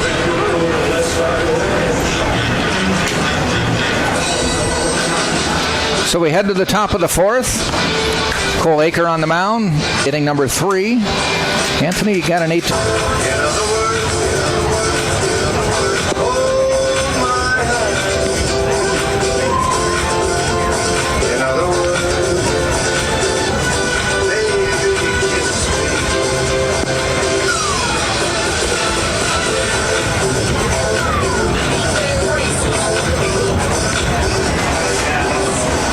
The Tampa Spartans are coming out to get the hitting going in the bottom of the 4th. Harrison Bragg's going to be leading it off. Harrison Bragg. Matt Martin's still on the mound for the Florida Southern Mocs. Both starting pitchers ran into trouble early on 2 different methods. Yeah. One was hits, one was walks. Nevertheless, both are gone. First pitch to Bragg is outside for a ball. Shadows are starting to come in, Jack. Yeah. We haven't seen that really all week. But nevertheless, kind of coming in and out. The 1-0 pitch. That's going to be a little bit inside. So outside, inside, this one should be down the middle. We think. In theory.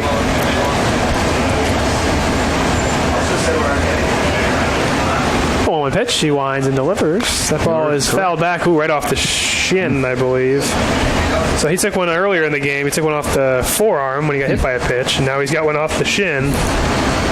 So let's go ahead and walk that one off. He's giving Scott Brickett the old I'm Go good, back. get out of here. Go back. Which of course Brickett's probably like, yeah, okay, yeah, you're right. Don't worry about me, I'm fine. And he walks it off. He should be good. If you're a pitcher and you ever hit somebody in the shin, always go right back into that spot. Really? Oh yeah. Hitter doesn't ever want to foul it off the shin again. Oh, doesn't matter. Yeah, it doesn't matter when you hit it out that far. That ball is gone.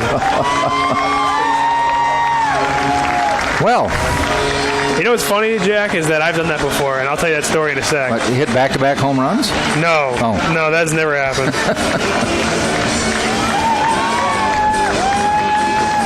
Harrison Bragg with that home run, his 18th of the year.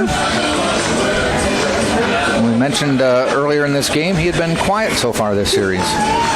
No, so when I was playing my first year when I got drafted in rookie ball, someone told me that. They said, look, I remember him saying to the pitchers, he said, if a guy ever fouls one off his shin, you see Connor Krause up to hit,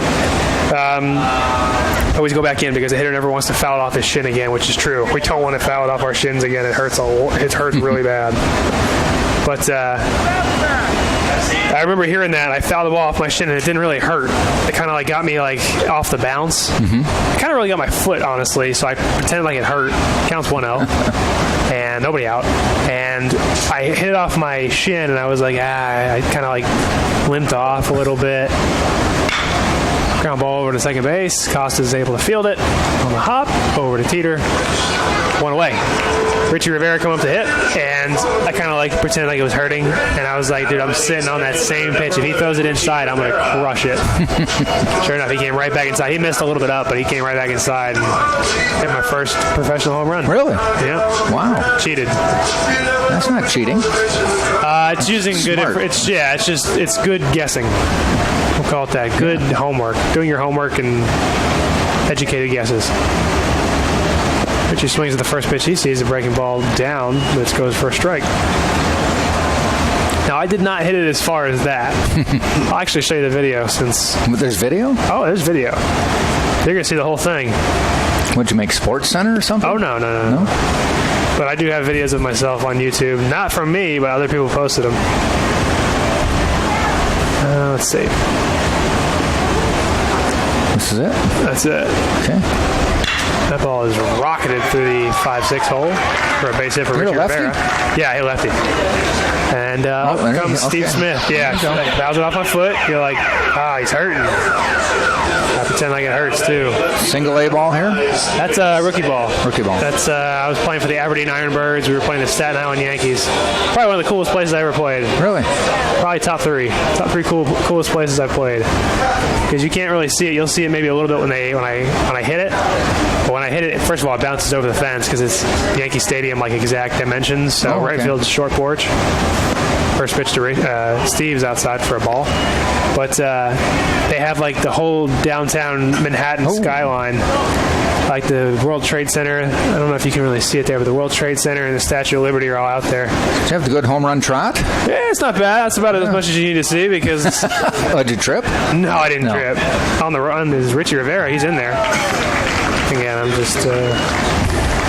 No, I did the dumb college take your helmet off and tap everybody in the helmet. Yeah. I'm not a big fan of that. I'll show you another one of my cool videos here since we're in the middle of this. I'm not hitting. I'm just on third base running. Oh, okay. It's supposed to be a suicide squeeze. But look who comes in, steals home. Nice. Pitch to Steve is rocking it out to center field. Burgess giving chase. He's underneath it, fighting the sun. Yeah, you can see that's happening back now. and forth, yeah. Nice job. Yeah, stealing home, man. It's not a big deal or anything. And what level was that? This was high A. That's kind of neat that even at that level, they've got very good production value. Yeah, there's high A is kind of where like low A and high A they don't do every game. When you play at nice places, like we were playing in Winston-Salem, which is the White Sox affiliate, the Winston-Salem Dash, and it's similar to this where you have the whole downtown as the backdrop, and it's a really nice field. So nice fields usually do the MILB TV, and then once you get to Double A, every Double A and Triple A, every team does it. Galley up to hit. Little breaking balls is not in there for a strike. So yeah, every once in a while, like if you did something good, you get on TV. And I think I did all the Australian games when I played out there. They did those. So every once in a while, I have a nice play. That's it. It's my only proof that I actually played. So if I tell people, they're like, "Oh, you didn't play," prove it. But Staten Island was one of the coolest places I played. That ball is rocking it out the left field. Fair? No. No, it's over to the net. So if you can imagine, like where the Sykes building is. Yes. That was the Statue of Liberty. Wow. And like kind of where, I don't know if they can see it at home, but where the scoreboard is and kind of where that building is right to the left of the scoreboard, that whole building is like downtown Manhattan skyline. Really? So you can see the World Trade Center, you can see Empire State Building. Like it's the cool, and they're playing the national anthem and you're getting like goosebumps. You're like, oh my God, this is so cool. Because the Hudson's right there. It's right on the Hudson. That was like the first place I really played outside of like just Gulf Coast League, which is like the backfields. So I went there and played, and I was like, dude, this is amazing. This is the big leagues. Counts 1-1 to Galley. 2 outs. Breaking ball's in there for a strike. Looked a little bit low, but for the sake of time, we'll let it go. Now, were your games web streamed on the radio? Some of them would be. They're usually all on the radio, or like someone's usually broadcasting like we are, but it's usually just if you're not on like actual like MILB TV, they'll just have you like you just hear it. Like you would just hear our voices like again like a radio. But yeah, they would. Every game is broadcast. Did you know the broadcaster or the broadcast team? I did, yep. They travel with you? They travel with us. When you're in the lower levels, it's usually just one guy. As you get to higher levels, they usually have 1 or 2 guys. And when you get to the high levels, like AA, AAA, usually have 2 or 3. Usually 2.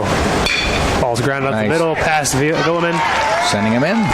Rivera comes around third. He's going to be able to score. Not even a throw from Burgess. RBI single for Brandon Galley.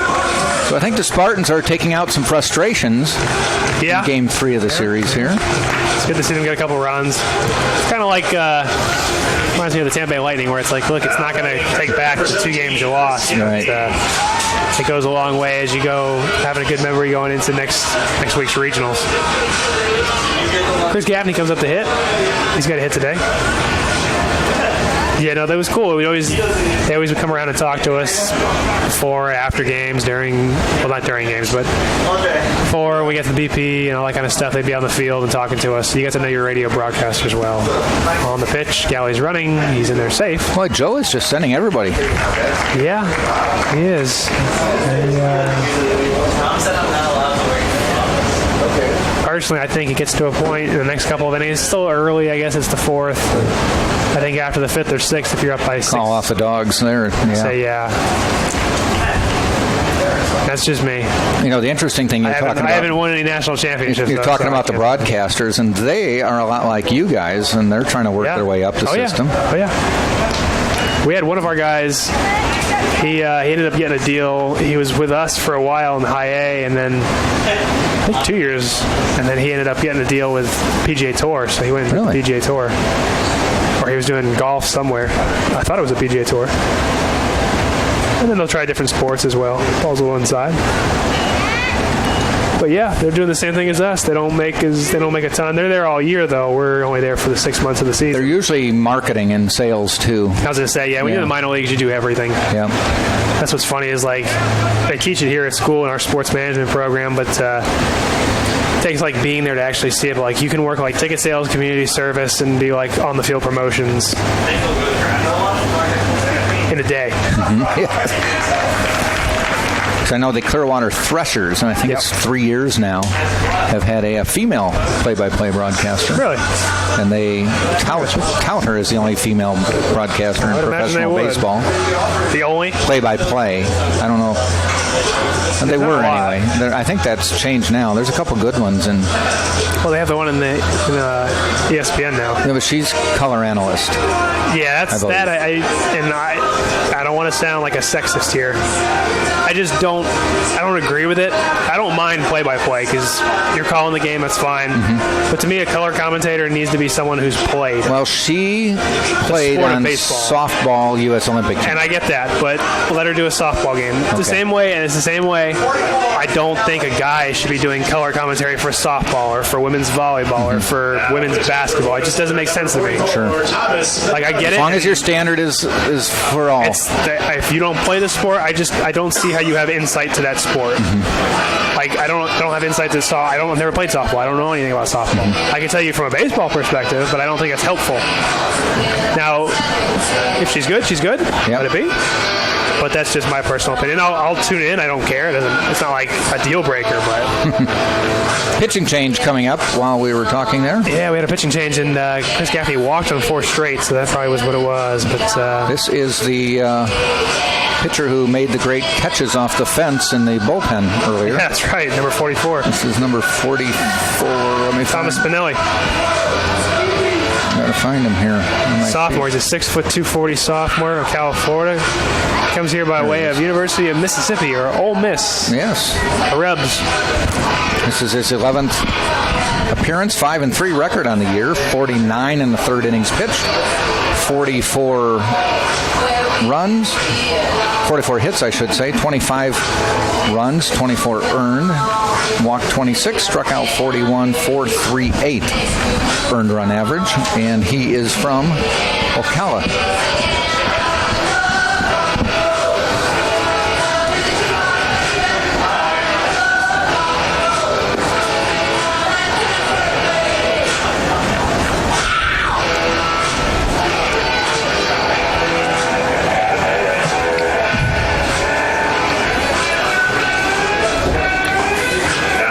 Only 2 Spartans left in the lineup who have not gotten hits. I think it's time for Drew and Darren to get their hits then. Yep. Join the club. 2 guys who you would probably not pick if I said there were 2 guys who haven't gotten hits. 2 of the highest averages on the team. The 2 highest averages on the team.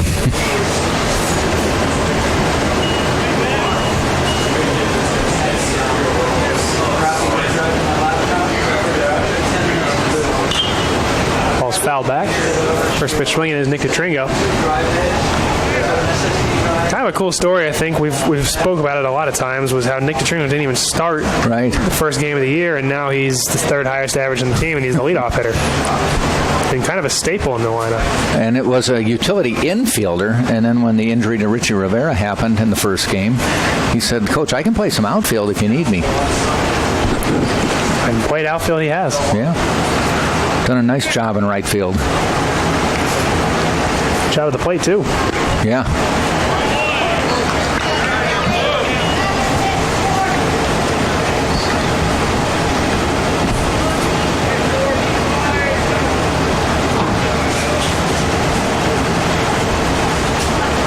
Down 0-2.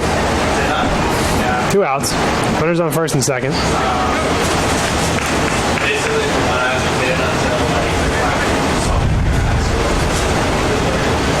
Steps off. We'll do it again.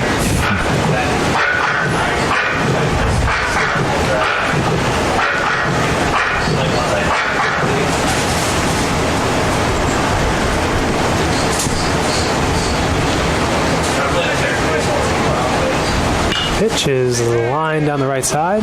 Foul into the screen. Behind the dugout. Oh, yep. Over the dugout. Over the dugout. On top of the dugout. In front of the dugout. Yeah.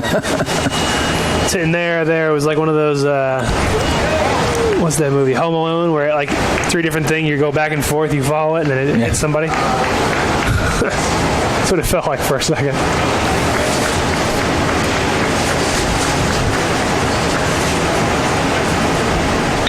Ball ball is lying down the left field line into the Tampa bullpen. So again, Jack, if it goes right and goes left, this one should be straight. Up the middle. That's what I usually think about my golf shot, but it doesn't seem to happen. Mine Well, is I've hit, slice and slice more. I was going to say, I've sliced like the last like 3, and then I hooked a couple after that, so this one should go straight. And what I do is top it. Well, the thing was, is the other day I went out and played with my new clubs, and I hit my driver a couple times, and slice, hook. Ball swung on and missed, out number 3. 2 runs, 3 hits, no errors. We did have a home run that inning. Yes. Harrison Bragg, and was it Harrison Bragg? It was, back to back. Yeah, that was bad. That was it. That was the end of the third. End of the fifth. What am I talking about? End of the fourth. I'm having a hard time thinking right now. Thinking is it's a Well, challenge. plus we were hoping it was the 5th. Yeah, unfortunately it's not. 10-2, Tampa Spartans leading. TampaSpartans.tv, Sunshine State Digital Network. Krispy Kreme. For generations, Krispy Kreme has been serving delicious donuts and coffee. Visit our nearest Krispy Kreme. It's on West Kennedy, not too far from here. Krispy Kreme serving hot donuts right now. And the DoubleTree by Hilton Tampa Airport. It's on West Shore. Book a beautiful room or suite at Tampa DoubleTree. It's actually not on West Shore. It's in the West Shore area. It's on Cypress, just minutes from UT. And Legacy Production Group, Tampa's premier nightlife marketing company, providing weekly parties and special events. Legacy Production Group is not limited to the nightlife. They have also planned charity and corporate events for many organizations. Legacy Production Group is operated by proud UT alums. But yeah, I was playing with my clubs, and like I said, a lot of slices, a couple of hooks, and I finally get to like a straight par 4. I'm like, all right, this one's gonna be the one. I finally hit it straight, Jack, and it goes into the water. There was a little pond like 300 yards out, and I finally hit a good shot. It's a little bit down, down a hill, right into that pond. I'm like, you gotta be kidding me. The one time I could have laid up, or I would have been fine if I'd have hit it right or left, and no such luck. But I had a good time.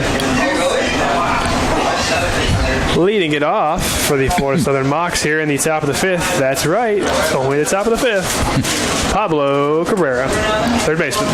Fishermore alum. Go Hornets. Ball's a little bit in. Ball 1.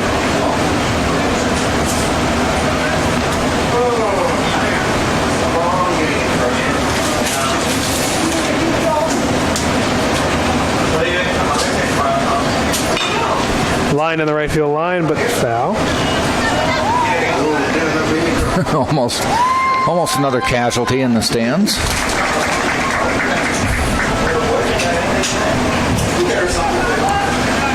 And now umpire stopping play. I don't know if he's telling the guys in the Florida Southern bullpen to disperse.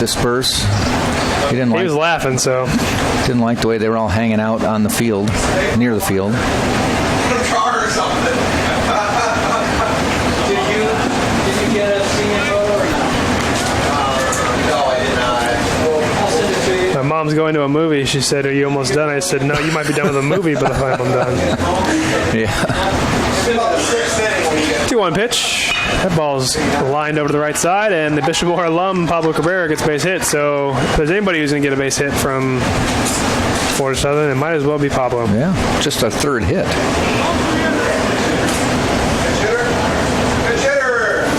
Pinch hitter coming in. Getting a pinch hitter for Logan Browning. Coming in is number 15, J.P. DeBoyer, a senior from Algonac, Michigan. Algonac, Michigan, huh? Algonac, Michigan. I wonder where that is. Algonac High School, Michigan. Oh, yeah. that much I know. Let me look it up. I'm going to look it up right now. First pitch to I've heard of Alpena. DeBoyer is I've heard of Alpena, Michigan. Oh, it's like right on the border, huh?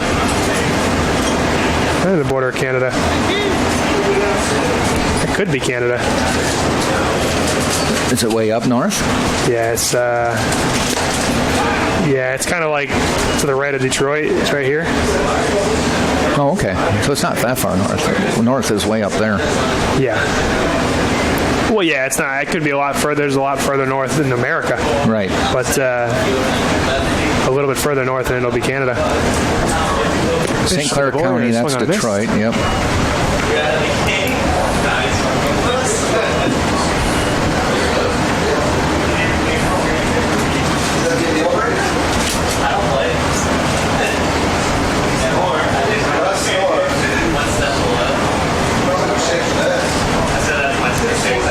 Sets.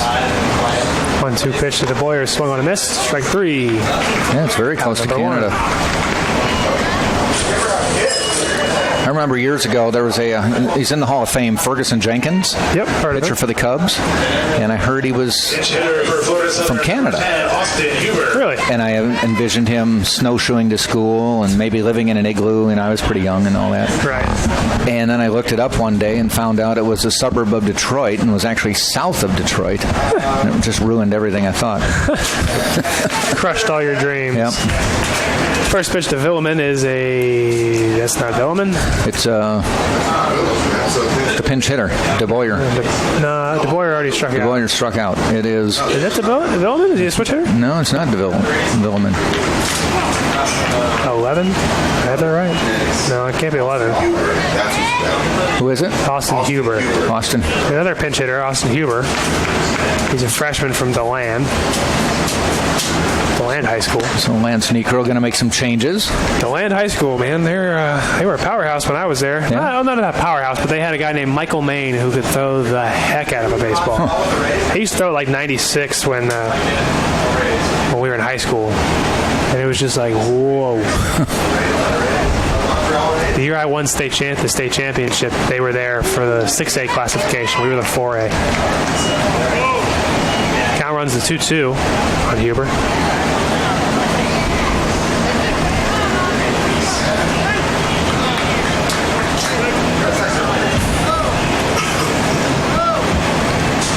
Two pitch is grounded over to second. Earhart fields it cleanly on to Galley over to first. 4-6-3 double play. No runs, 1 hit, no errors for the Mocs in the top of the 5th. And with that being said, the score is still 10-2. Jack Ike, I'm Anthony Caroni at TampaSpartans.tv, Sunshine State Digital Network. We'll be back in a minute to give you the bottom of the 5th. Tampa leads the score 10-2.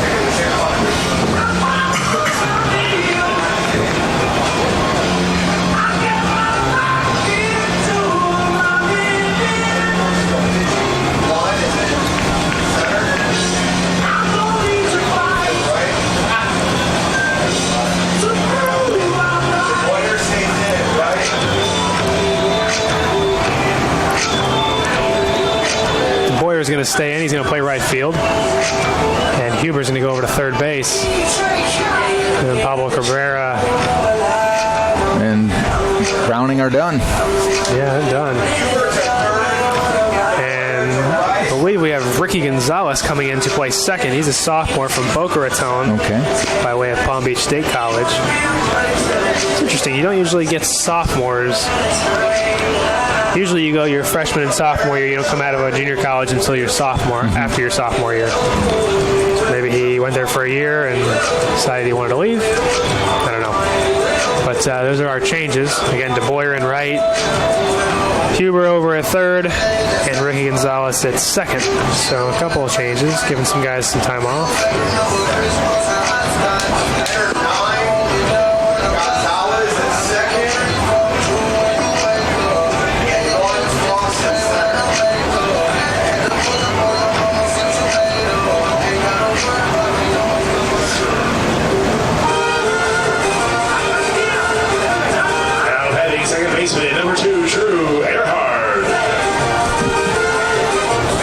Leading off the Tampa Spartans at the bottom of the 5th is the second baseman, number 2, the freshman, Drew Earhart.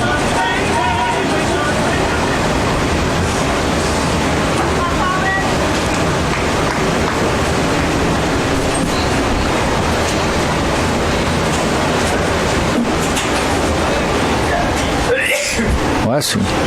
Thank you. Turn my mic down so you didn't have to hear that. So I had to say, but I said bless you. Yeah. For no just reason at all. You just thought like I needed it. You just thought I needed the blessing. And judging by the pace of this game, it is what I need. Ball is skied out to right, giving chase is De Boyer off the wall. It's going to be a stand-up double for Earhart as he slides into second. A stand-up double.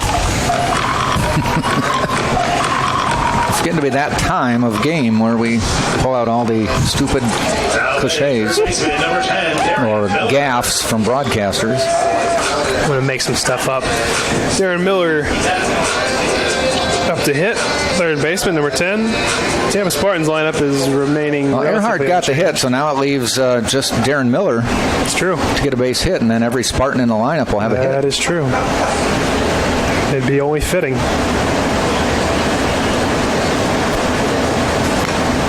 He's going after the first pitch. He swings and fouls it back. He's 0 for 3 today. He was 0 for in the first game, so he'd love to get a hit.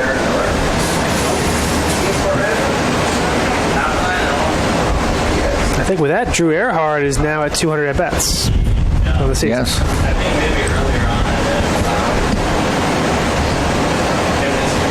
That gives him 10 doubles, 2 triples, and 4 home runs. He's having a pretty good season. Oh, yeah. Especially for a freshman.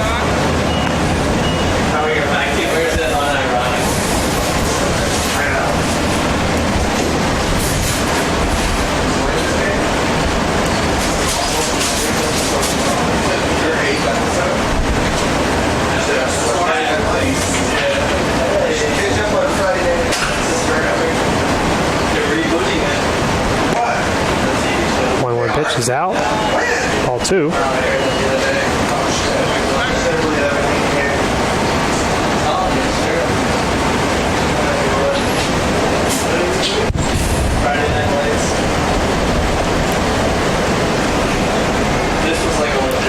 Two-one pitch, nobody out. Ball is skied over to the right side. Teeter gives chase for a couple steps, so does De Boyer. And they say, never mind.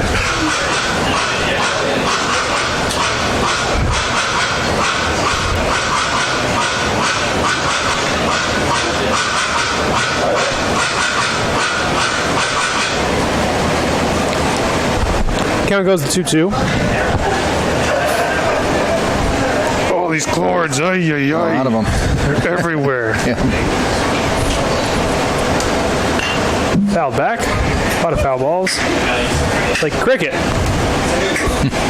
Just keep hitting it. No, I don't think so. Are they good? I know it's on base off. Reboot movie. Yeah, so it's gonna be a movie, but it's gonna be based on the TV show, not in the hospital. 2-2 pitch. Check swing, and that's going to go for strike 3 to throw over to first because it was in the dirt a little bit. So down goes Miller, and he'll have to wait till at least his next at-bat to try and get that hit. May not be in the lineup at that time. Yeah, he might come out because they might get some other guys some at-bats. Some new names in there. Now coming up is Harrison Bragg, who has only 2 home runs to his credit. And a single. Yeah, a single, though. He does have a single. RBI on every at-bat. He could get a triple here. And then I would have told him that he should have not hit that home run the second at bat and just hit a double. Ruined the cycle.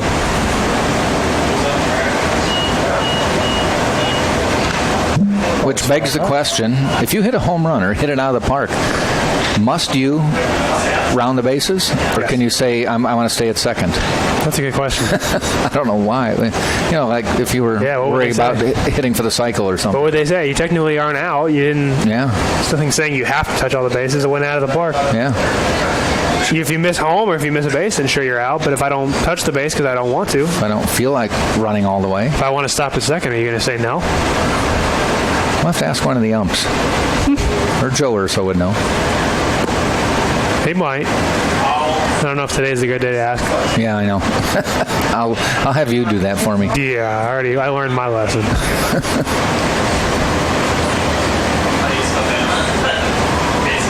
Count is 1-1.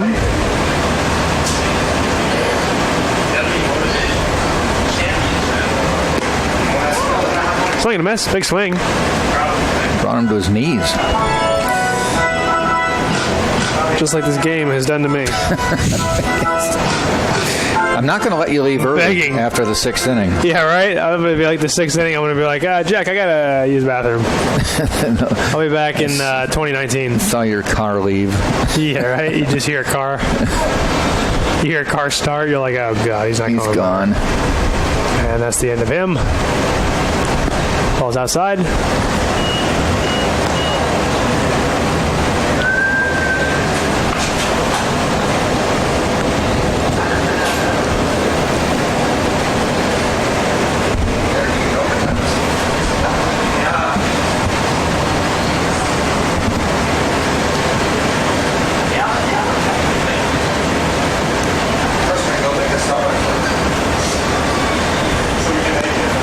Breaking ball misses up. Throw strikes. Counts full. Oh, I wish.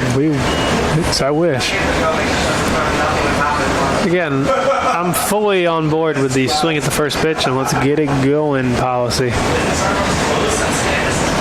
I'm on for the swing at the second and third pitch as well. Aggressive swinging and aggressive pounding the zone. Full count. Pitch is down. Ball 4.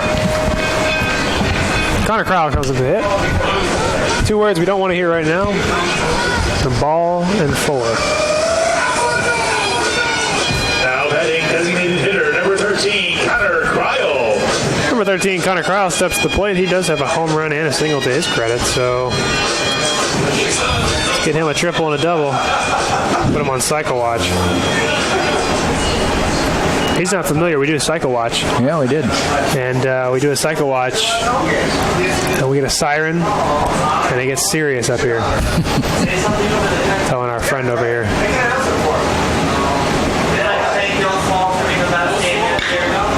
Got to go 3. Yeah. Get that one out of the Second way. is Drew Earhart. It's a line drive to the right side. Teeter laying out to cut it off. RBI single for Connor Cryle. I think he could have gone 2 or 3, but easily. Yeah, I guess that's on him. Bragg stopped him. Bragg thwarted the effort. He did. Yeah, blame Bragg. Richie Rivera comes up to hit. He is 2 for 3 today with 2 singles, so no cycle watch. Matter of fact, we're going to have to wait a little bit for the next cycle watch. Sarah Weber going up the ladder, here's freshman. Sarah goes up the ladder, here's freshman. First pitch is in there for a strike.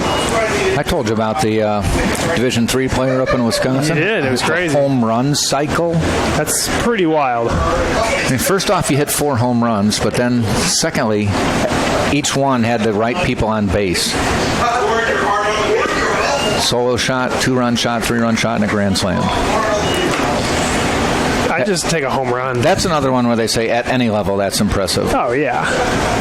Just like to have that, even like that opportunity. Because you had first off, you have to have the opportunities. Count is 0-2 to Richie Rivera. That ball is tapped out to right.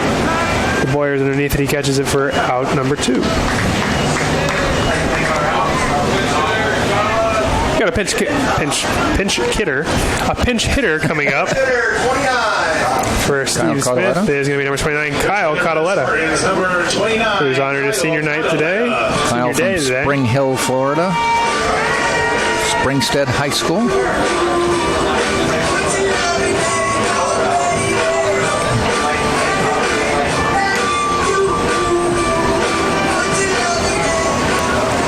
So Cataletta comes in to face the left-handed pitching Spinelli. His first pitch is up for a ball.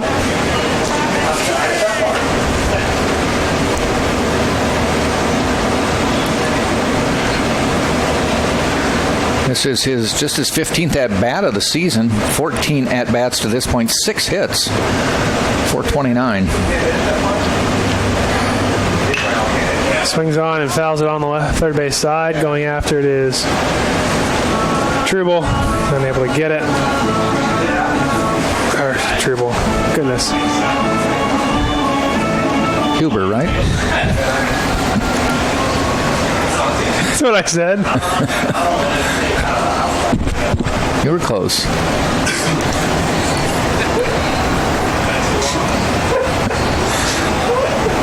Wasn't even the right letter.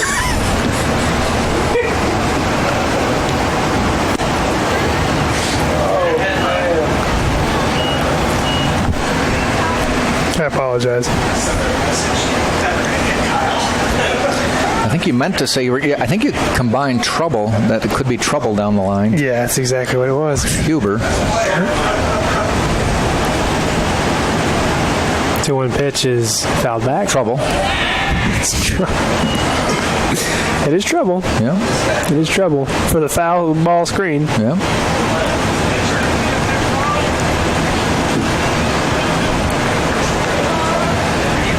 Baseball bat there?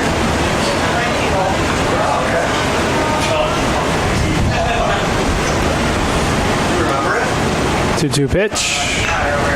Fisted down the left field line. Foul ball.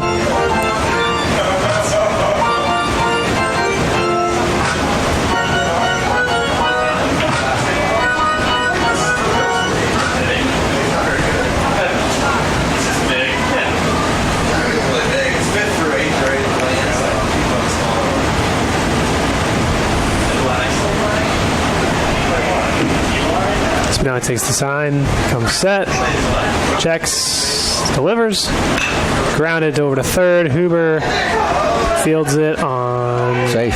Oh. Kind of didn't come up with it clean, but was able to get him over at first.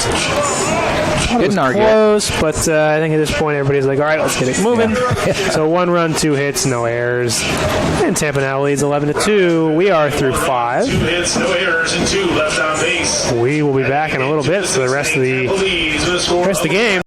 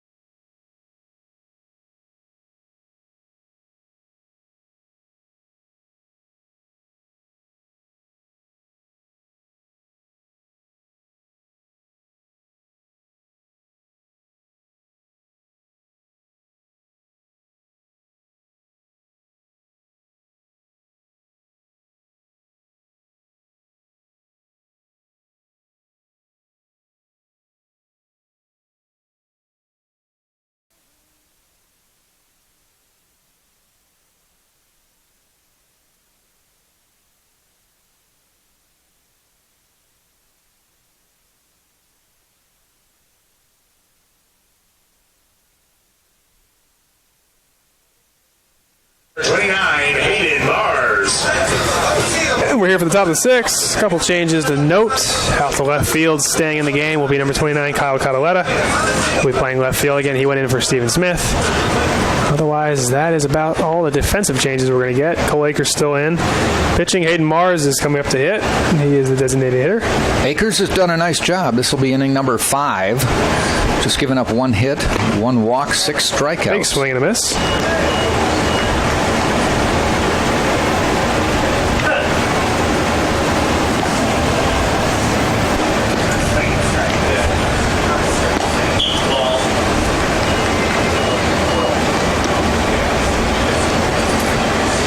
That's a ball there. Count goes 1-1. Tampa Spartans do have someone warming up in the pen. Ooh, a breaking ball. Nice pitch. That's just he's on right now, man. Yeah, not a called strike, but man. I'll tell you what. Cole Akers is pretty nasty. His stuff is pretty dang good. Yeah. And when it's on, and it's on right now, it's moving everywhere, and he's very hard to hit. Ball's fouled on the third base side. It's played by Necro over there. Almost had it, but he knocks it down. Yeah.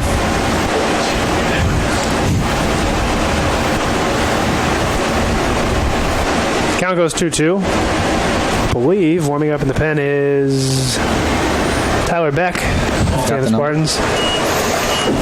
And over in the Florida Southern bullpen, we have a lefty warming up. I can't really see a number. I don't have the binoculars. Tyler Beck, Good a luck. junior from South Bend, Indiana. Played at Purdue before coming Ball here. is grounded on the third base line, but foul. Tampa Spartans bullpen again.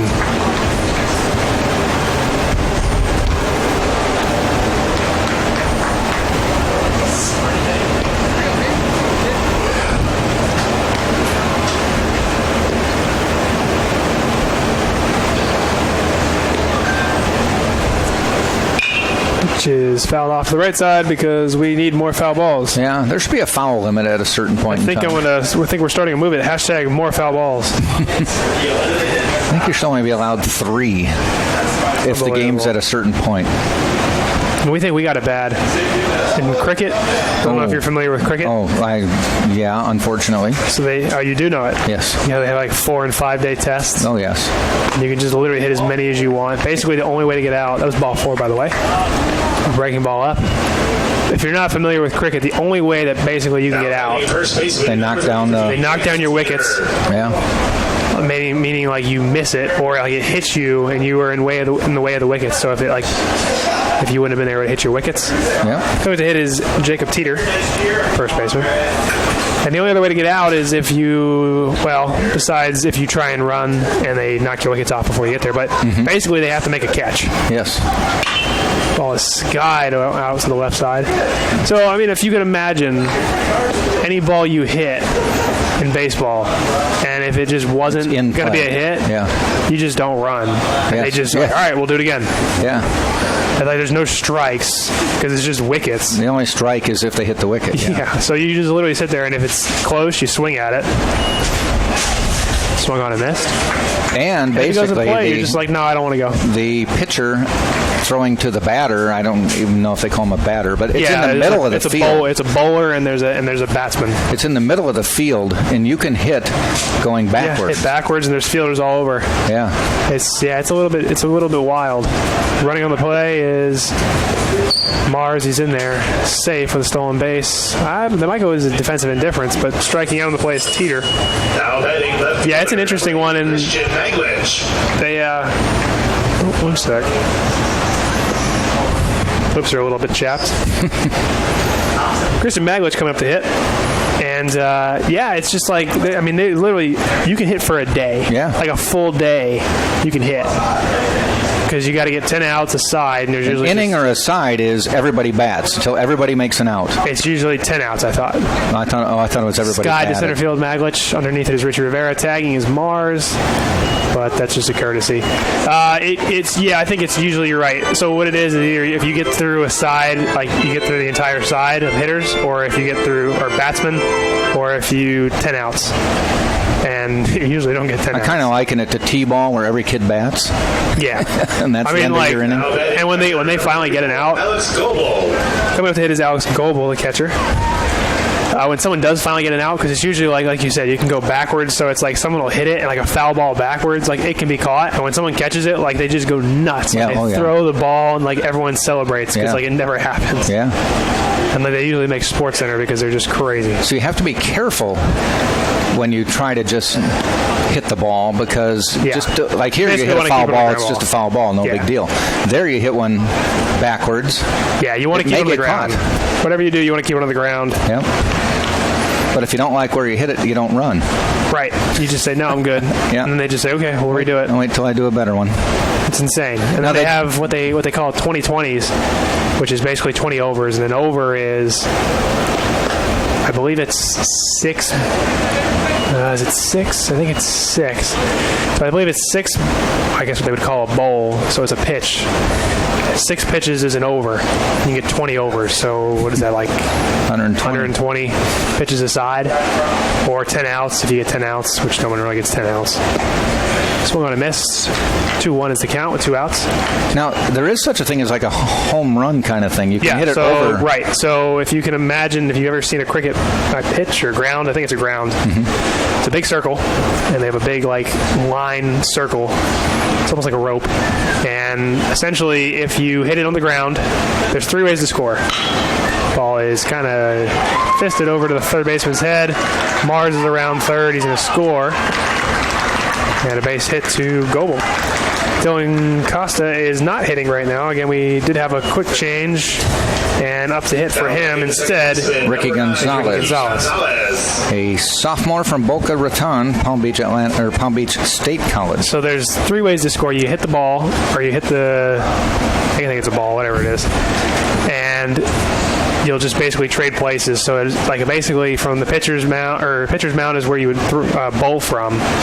If you can imagine, you have to run from like basically home plate to second base and back and forth. You and your partner have to trade places. That's one I missed. And every time you go from there to there is 1. So that's one way to score. The other way to score is if you bat it, it gets into play. And if you hit it and it rolls, like basically a ground ball, and it rolls past that line, that's a 3. I think it's a 3. It might be a 4. I think it might be a 4.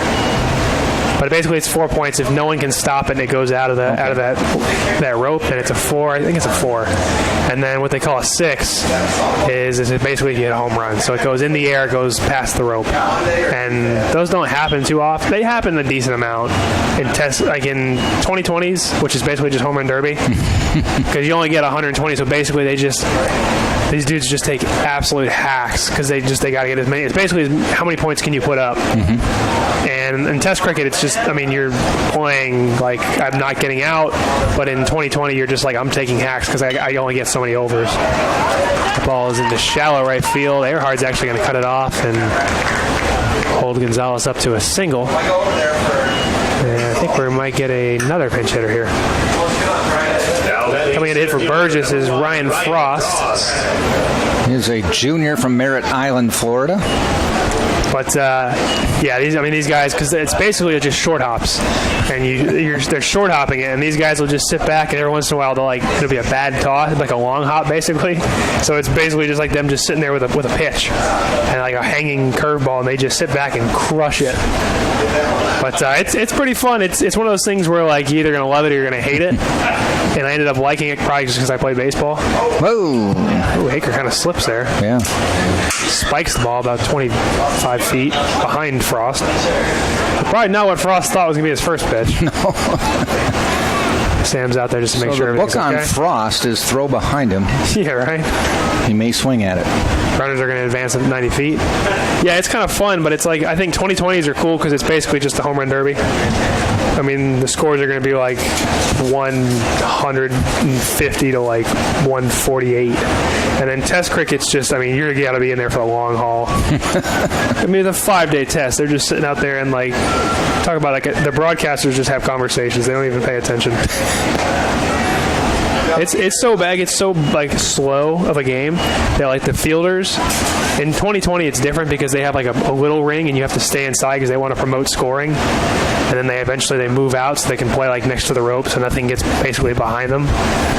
But like in test cricket, like it's so slow that like the players who are in the field who are not bowling or pitching, they'll be out there just sitting by like the walls and they'll be signing autographs in the middle of the game. Like they'll just be signing autographs. Like, they don't even watch the pitch. They're just like, all right, here you go.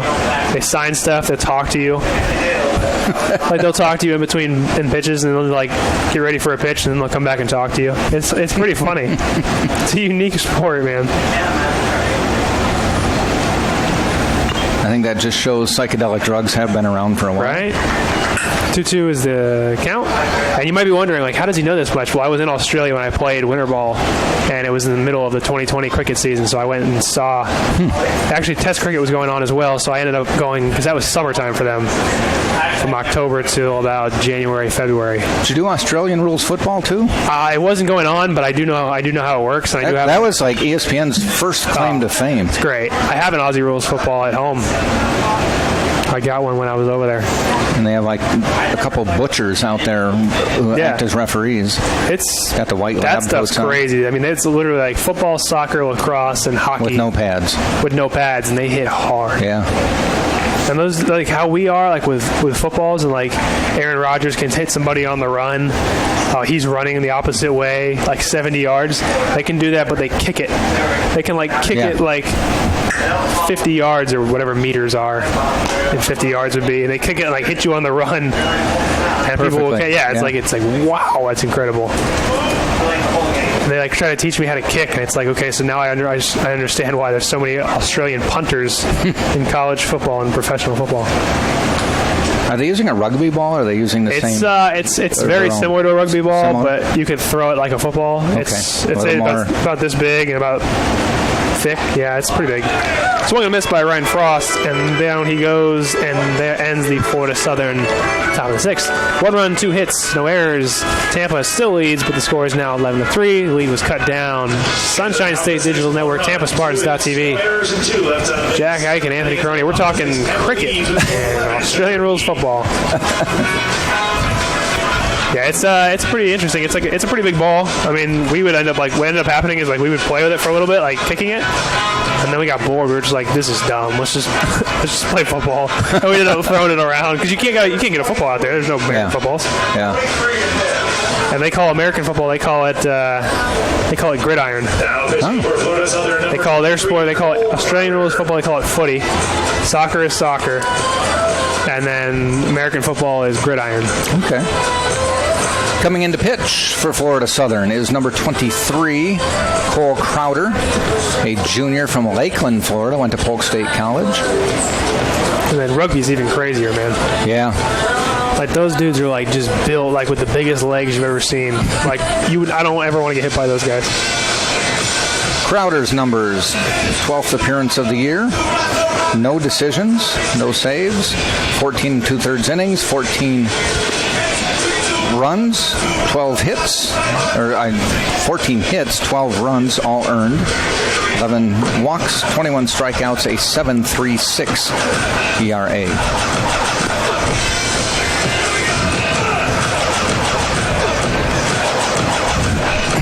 But it's funny because like we'd be like playing baseball games, and baseball is not a very popular sport. Neither is soccer. Basketball is kind of big, but not very.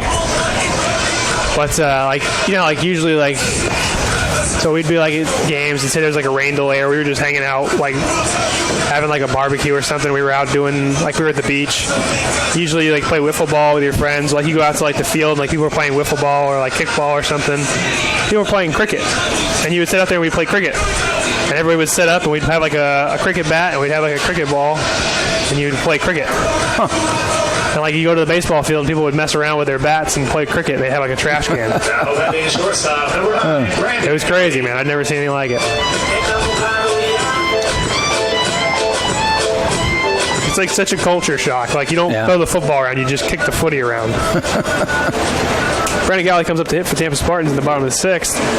He has got 1 hit. He's looking to add on to that.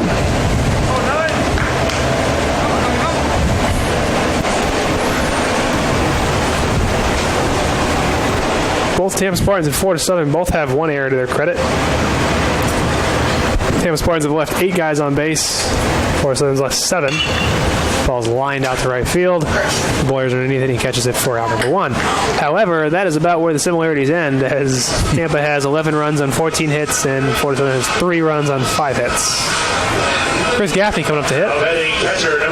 A weird start to this game, though. Florida Southern goes up 2-0 in the first. We thought it was without a hit. Yeah, that's right. We had a no-hitter through 1. First batter, first pitch, error. Then a base hit. Then another error. And then 4 consecutive hits. I believe it was just 4. Might have been 5. But the first 7 batters got on base. So it would have been, 2 errors and 5 hits. It was, are you talking about for us? No, for Florida Southern. Oh, they walked. It was 4 walks. Oh, that's right. And then... That was the first game. Yes, I've got the wrong game going here. 4 walks it's been a long day. After the error. 4 consecutive Then we walks. came up and we had a bunch of hits. Yeah. Even the first game was an interesting game to a point. Yeah. And then it just got out of hand. That ball's in there for a strike. 2-1 is the count. 1 out.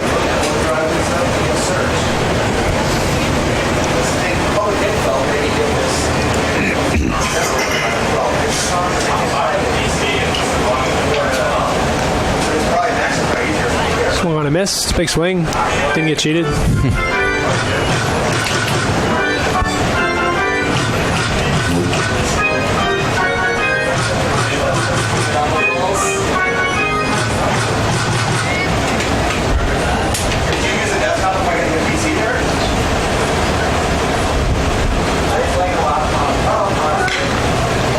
Sky to the right side. Giving chase is the entire right side of the field. And stumbling, fumbling, bumbling into the dugout is DeBoyer. My best... Self-preservation there, I think. I got to look up Chris Berman doing that. I always mess that up.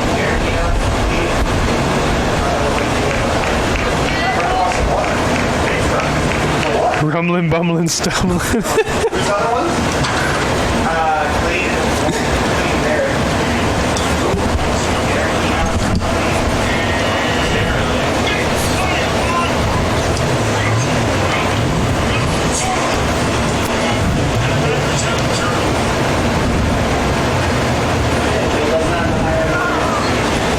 Pitch to Gaffney, swung on and missed. Strike number 3.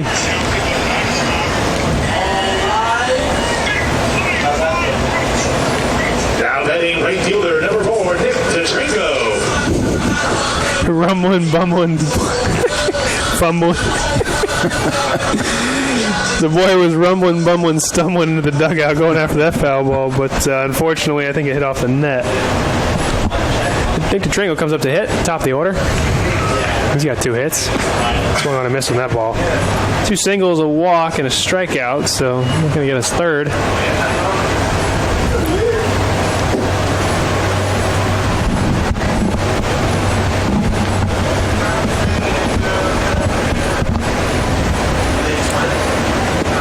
Breaking ball is in there for a strike.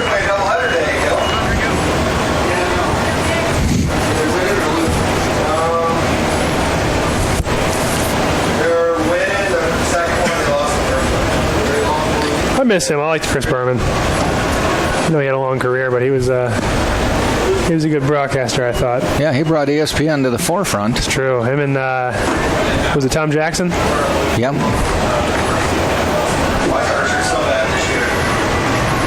Tony Ann Zampella. Oh, it's great. That's right, yeah, because that's where Luke's from, Staten Island. You and Anthony, thanks for talking up Staten Island Yankees. Oh, it's great. Beautiful place to play, and you described it perfectly. Oh, it's awesome. Counts 2-2.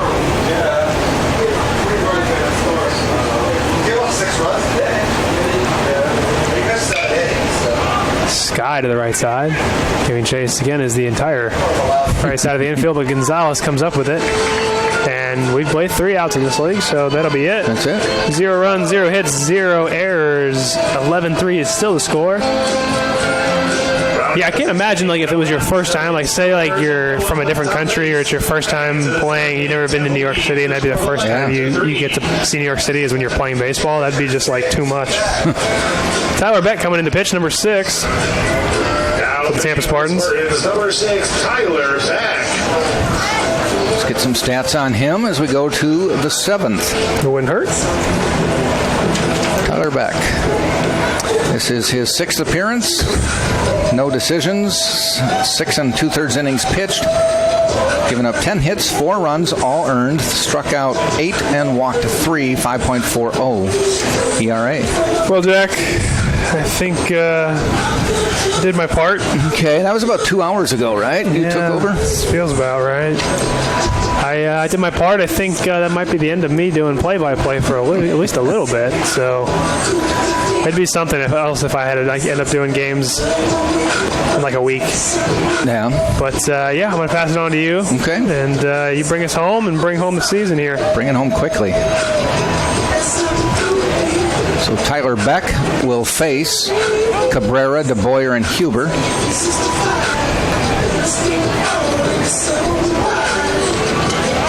Lance Necro did make a few substitutions.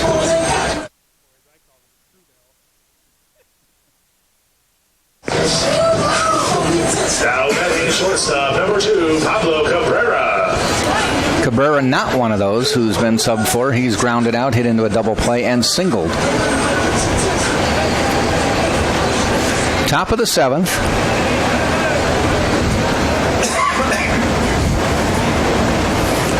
Tampa 11-3, 11-14-1. Florida Southern 3-5-1.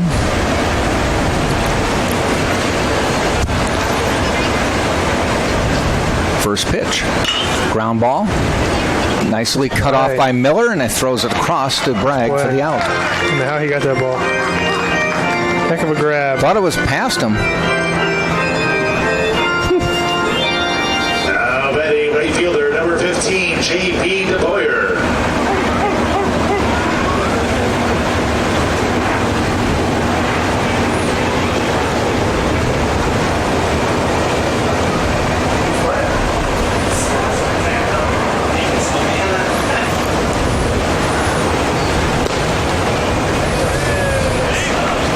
DeBoyer at the plate. Struck out his first time up.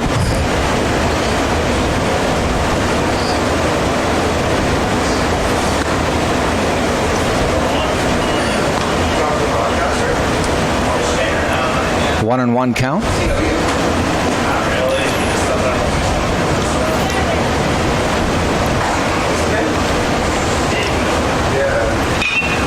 Fly ball heading out toward right field. To Tringo in the Bumbling, stumbling. He was rumbling, bumbling, stumbling. Into the bullpen, over the mound, kept his balance and made the catch. Now batting third baseman number 10, Austin Huber. Those bullpens get tricky because you get up on top of the mound and all of a sudden you're running with your knees up and next thing Throws you know off your stride. The other, next thing you know you're eating grass. Other team's not going to offer a heck of a lot of assistance. Well, yeah, not for us, but like DeBoyer was the one who kind of stumbled when he was going to their dugout, so that was just his own team was just like, sorry, man. Yeah, on your own. I think he just lost his balance, though. Yeah, Austin that's probably Huber what it was. hit into a double play, his first and only time up.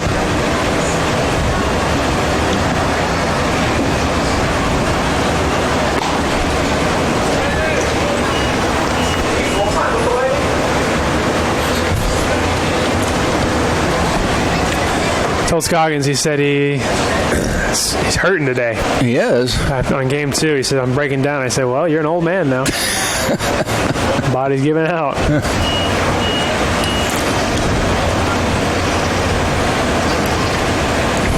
Not what you used to be, man. Told him, take it easy. It's only game 2. Long So season. is he underway in game 2? I don't think yet. They'll Not probably till play at 7. He said he's leading off playing center again. Okay.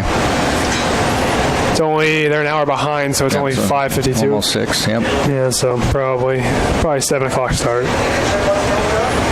Could be at 6 o'clock, but I doubt it. I doubt it, yeah. Nice pitch, call strike 3, inning is over. I'll do it. No runs, no hits, no errors, nobody left. And we played 6.5, and it's still 11-3 Tampa, leading Florida Southern, right here on TampaSpartans.tv. Leads with a score of 11-3.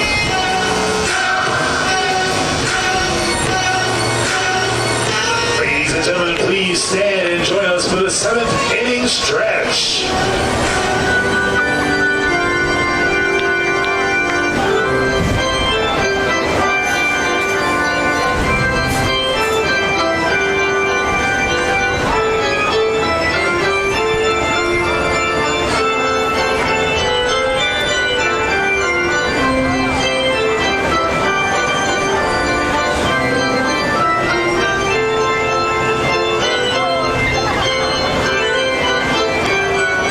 Jack, I'm a little disappointed. I thought you were going to be singing. No, not this year. I did last year all the time. Save the voice. Yeah. New pitcher. Now pitching for Florida Southern, number 25, Leo Rodriguez. When you got it, you got it. Leo Rodriguez coming in to pitch. He's a junior from Mount Dora, Florida. Mount Played at Dora. Santa Fe College. Where is Mount Dora? Mount Dora is kind of, again, in that Ocala, Leesburg, Winter Garden-ish. More Leesburg. It's actually kind of like Leesburg area. Okay. I played at that high school quite a few times.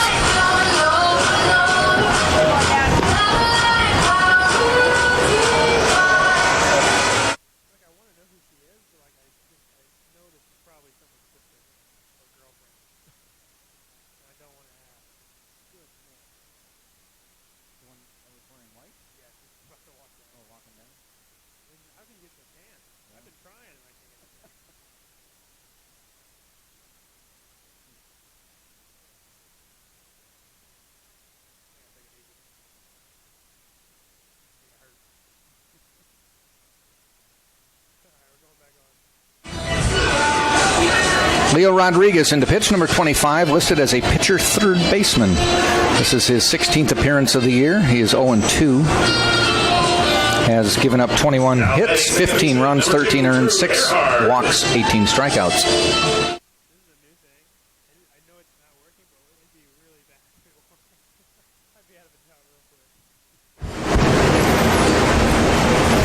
All right, let's see what we got. Drew Earhart to the plate. Last chance to get his hit. Yeah, he's on deck. I guess not technically his last chance, but more than likely. First pitch, a strike.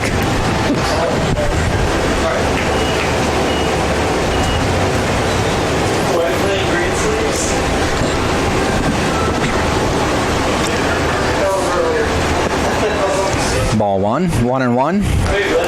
Bottom of the 7th.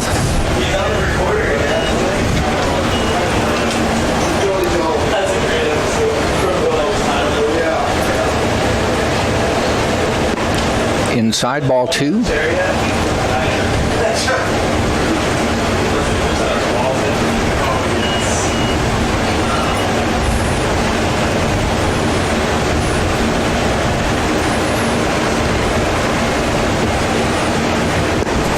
Ball 3.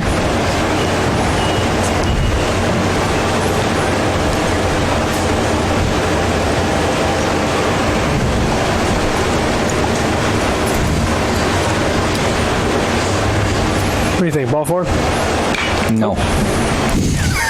That's a good answer. Very observant. Yep. What, did I call that too late? Touch late.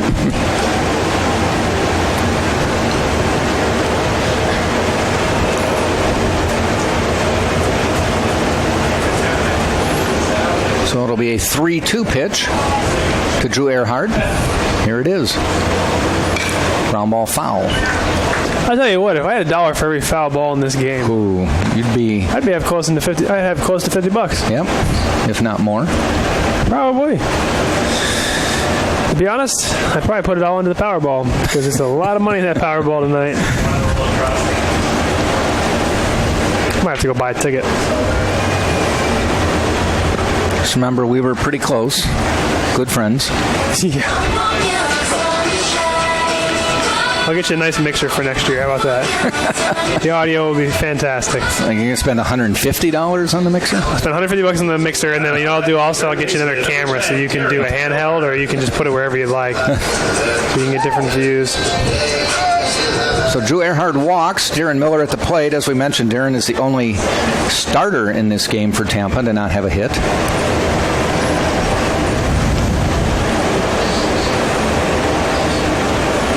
Swing and a miss. He's trying to change that. Yeah. Trying to get an RBI as well.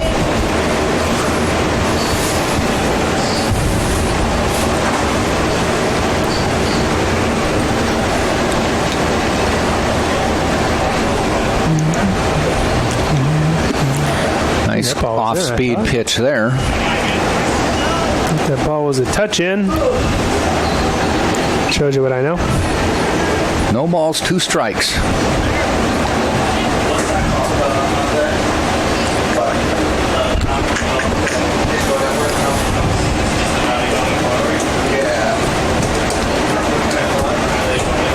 Rodriguez fires inside. That one was inside. Yes.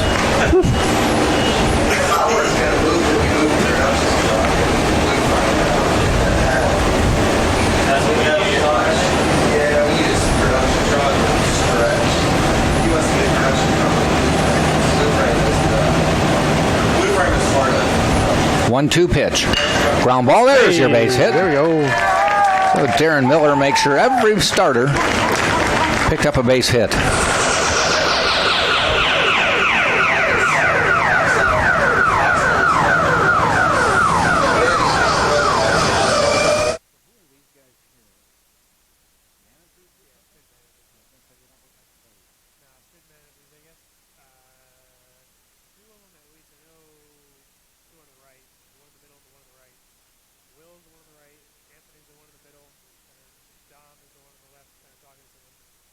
Two on the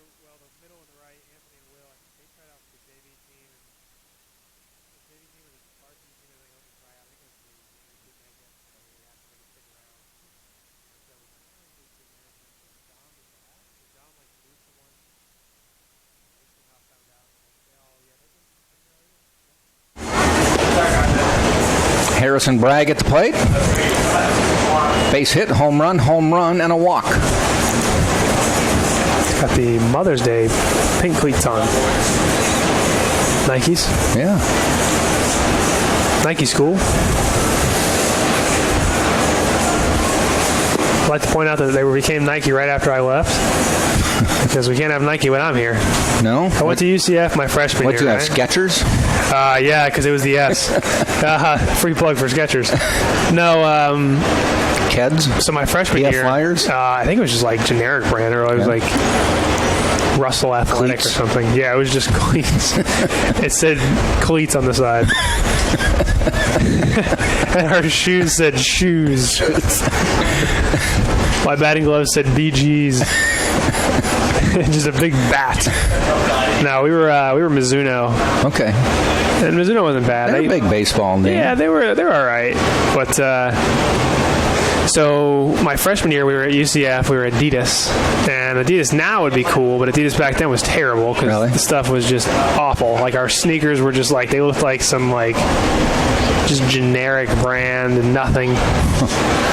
And then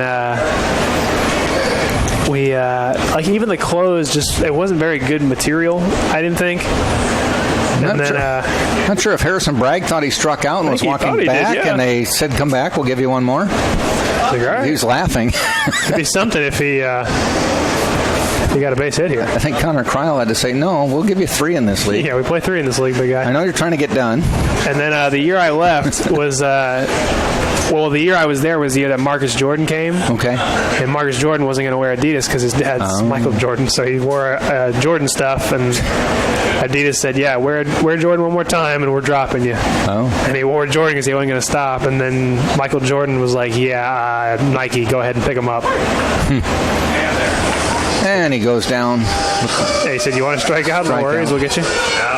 So then they became Nike the year I left. So of course I missed Nike and all the glory that Nike brings. And then I came here and we were like Mizuno cleats and like just whatever brand for uniforms and clothing. And then I leave and they become Nike.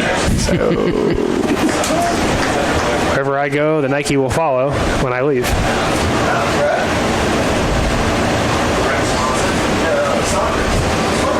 Although I did get hooked up with a nice Nike polo here. There you go. Ball gets away. Runners will advance. My Earhart. sister was the other way around. She went to University of Tennessee. Her first year they were Adidas, and they switched to Nike. And she's playing sports? She was a cheerleader. Okay. Yeah, she was a cheerleader for all 4 years. She graduated last year. So she got all the Nike stuff. Nike shoes, Nike this. Unfortunately, it's orange, so you gotta like orange. True. So if you can handle orange, she wears a lot of it.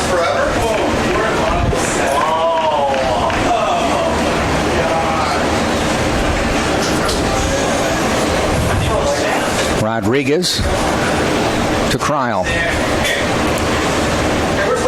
Well, Jack, believe it or not, we are approaching a 3-hour mark. I know. I was hoping I'd be on my way to Clearwater by now, but The first game was quick. yeah, I can say that now. It's done.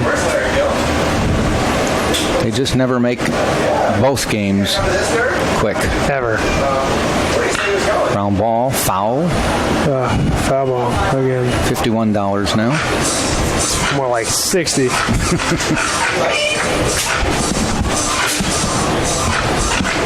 Ball 4 and foul ball. If I had $1 for every time I had one of those, we'd be eating good tonight, boys. We're going to We go to Burns. Burns. That's for sure. Even last night was a long game. We didn't get done until like 10 o'clock. right. Not that like I hate long games, but I just hate long games. Yeah. That looked like a good pitch, but not called a strike. 2-1. I told you, I have no idea where the bottom of the zone is today from up here. Because there's been pitches that I thought have been down. He's called them. There's been pitches that he's called, and I thought they were Everybody's looking vice up. versa. There's a Wondering if big the old blimp? transport. it's a big old like cargo bomber plane, whatever they AC-130s, whatever they are. Probably not an AC-130, but it's whatever those. It's from McDill. Oh, okay.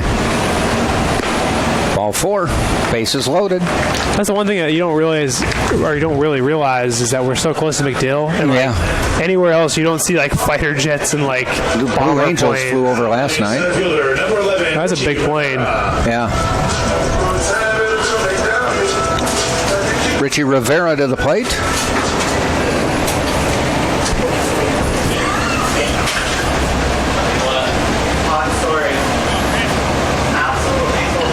We were in Sarasota for spring training. They used to do the fighter jets used to fly down. They'd fly all the way down to Sarasota because for them, the fighter jet, it'd probably get down there in like 10 minutes. Yeah. And you'd see them flying over. You're like, oh my gosh, what the heck is going on? Yeah. You're like how McDill Bay, just turning around, coming back. I mean, it's only like an hour drive to Sarasota from St. Pete. Yep. Not even. So I imagine a plane could probably do that in twice as fast.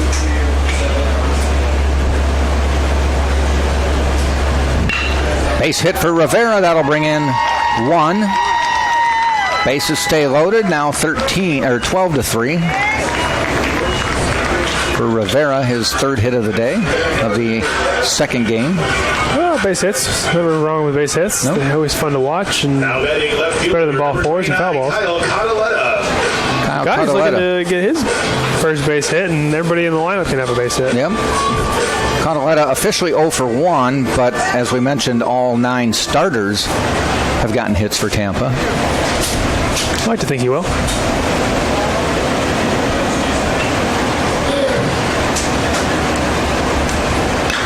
Fouled off.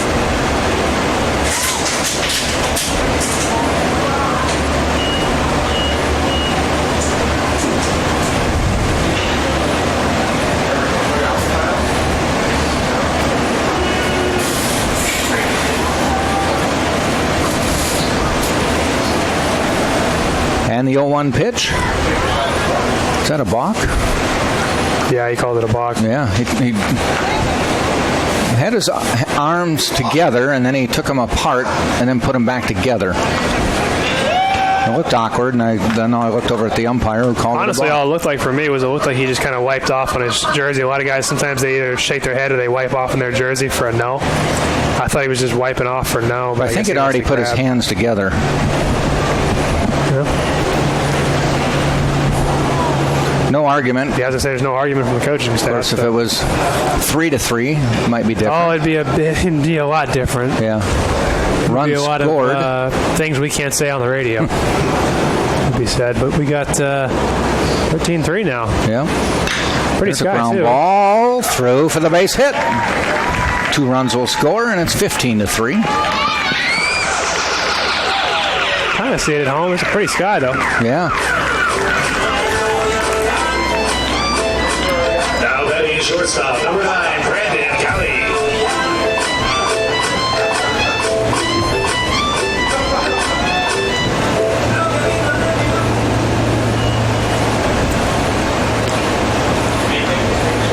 It'll be a pretty sunset if the sun sets and the sky looks like that. Yeah.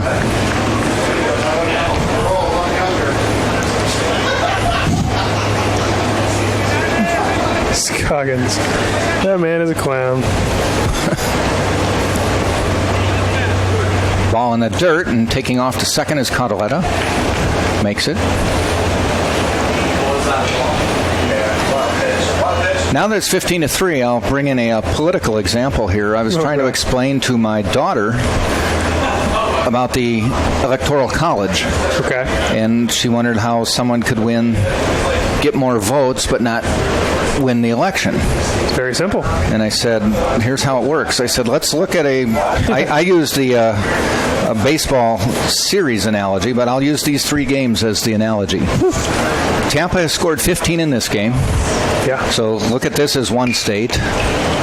There's a ball. Nice catch. This is one state election, 15-3. Tampa wins.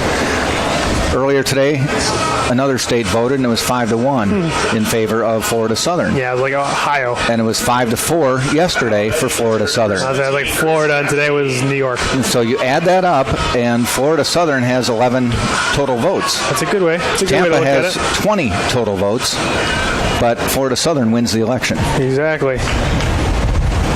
That is the way to look at it.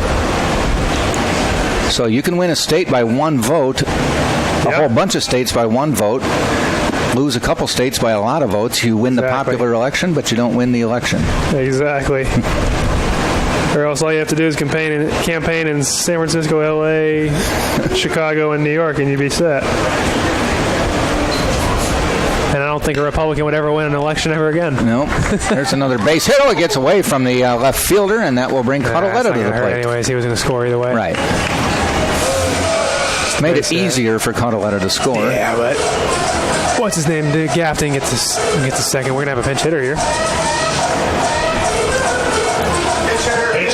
Jack, I talked about extra innings, and we're not going to get extra innings. No, but, they're just playing feels long. like it. Yeah. 16-3 now. Danny Maynard coming to the plate. Good to see Chris Gaffney getting a couple hits today. Maynard's dad, I know he's a listener. Yeah. First pitch, high. Upstate New York, right? Yes. Burnt Hills, New York. Let's look it up. I know I've looked it up before, but...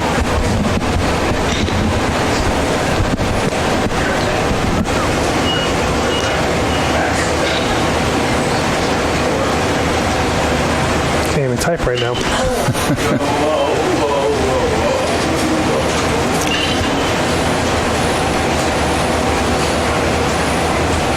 Okay. Not too far from like the Tri-State. Okay. We played the Tri-City Valley Cats, I think that's what their name is. Albany and Troy. Capital.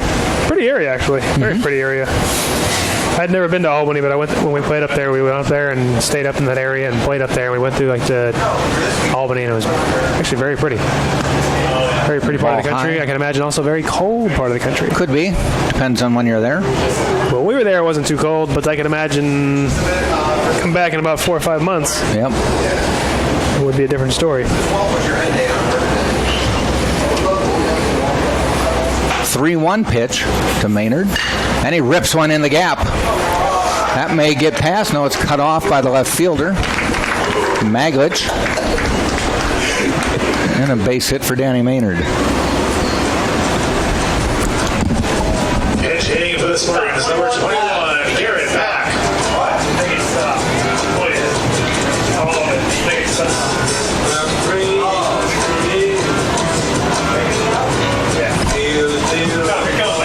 Pinch hitter coming up is Garrett Back for the Spartans.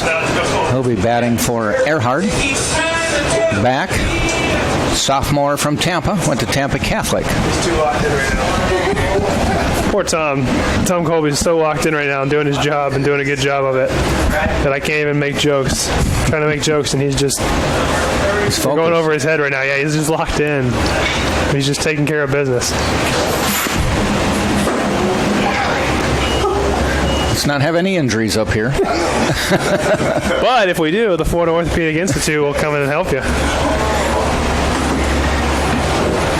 Gasser and Selman. Big shout out. I've done that read enough times, I know it. There's actually 2 of the same read in there. They're supposedly for 2 different things. Whoa, that's just a bit inside. Whew. That went behind Garrett Back.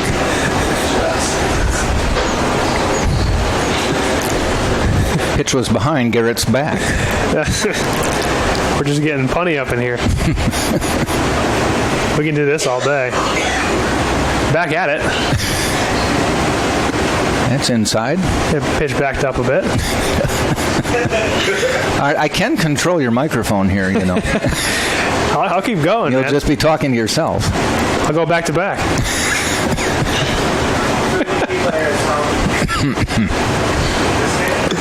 Strike down the middle. Hey, look back, but they... All right, you're down. You're down. Let me back in. Give me another chance. Enough of the back and forth. Oh, man. Fouled off. Back at it. It just doesn't get old. It gets old, but it doesn't get old. Like I do things like that with my daughter, and she'll be, that's not funny anymore. It's not funny. Well, it's kind of funny. It's kind of funny. She said it was in 2011. Oh, jeez. You know what's scary is that I still think that 2011 was like 5 years ago. I think that too.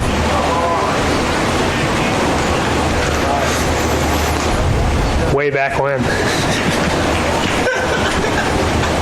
You know, people talk about being nostalgic for the turn of the century, and I'm like, that wasn't that long ago, was it? Yeah, it wasn't back that long ago. No. Come on, G, we need you to get out of Then here you so we can realize stop it with was the back 18. buns. Or a new batter. We need a new batter anyway. Yeah, just get a hit so we can stop with the back buns. Looks like Cole Perry on deck. Yeah. Knock it off. You gotta get that foul ball and get it back. Oh, man. Baseball looks good. Senior thing. Fouled off. Yeah, he went backside with that ball. I never knew there were so many puns for back. You'll just keep coming back for more till you've exhausted them all. Man. He just threw the ball back to the pitcher and right into the sun, and we've got to that point now. You can see the sun. The sun's actually getting bad. The mound is on you can see it on the camera too. Sun, and he had to duck out of the way. Couldn't see it coming back. No. Andre's got about 10 of them thought up, but we didn't give him a microphone. Oh, nice. I made that shot and there was no backboard. Nice. Oh, man.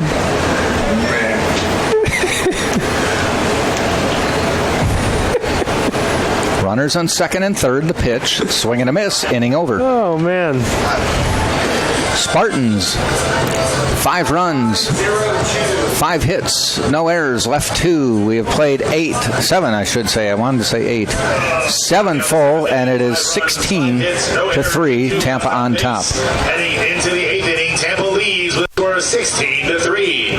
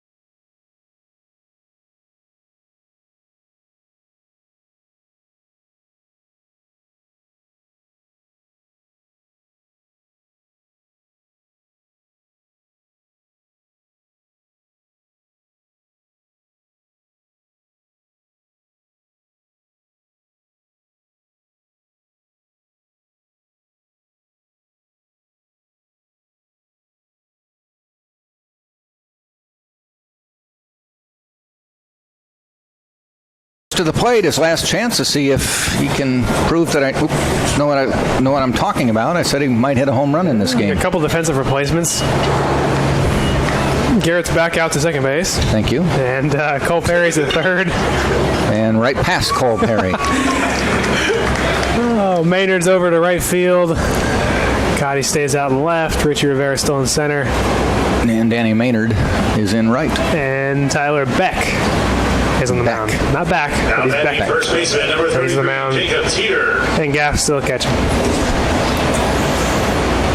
So Hayden Mars with the base hit.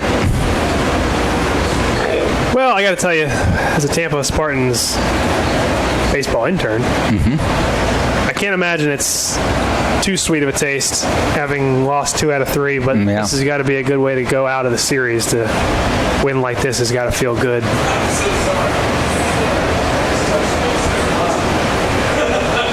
Should I just do puns for the rest of everybody's last names if I can? We'll get back to you. I don't even know if I could. Don't think so? You can't do anything with teeter? I can only think of one, and it'd be just like... He's teetering on the brink. Yeah, hold on. Occupied? Yeah, I'm just thinking about something. And that one is in the gap. It's going to send everybody back toward the wall. One hop to the fence in left center. Sending in the runner. As Mars scores at 16-4. In the second goes Teeter. Now batting left fielder, number 8, Christian Maglich.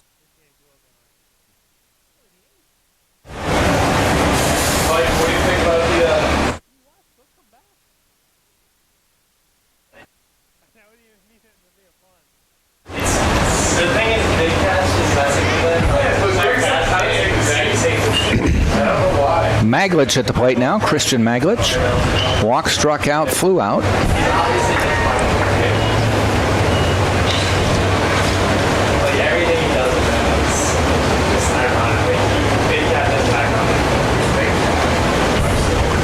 See everybody looking up in the air again, but I don't see anything flying. Oh, there's a guy parachuting. Is it? Yeah, he's got something. Must be for the air show. Yeah. Think he can land on the field? I can give it a try. Isn't the air show like 3 miles that way? I don't know if he's going to make it, but he's coming in hot. He's going to land on the field. He's like already way down. He's going to land on like 275. I honestly don't know where he's going to land. Like, hold on. Huh.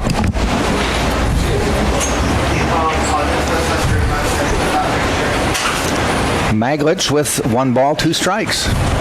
Runner on second.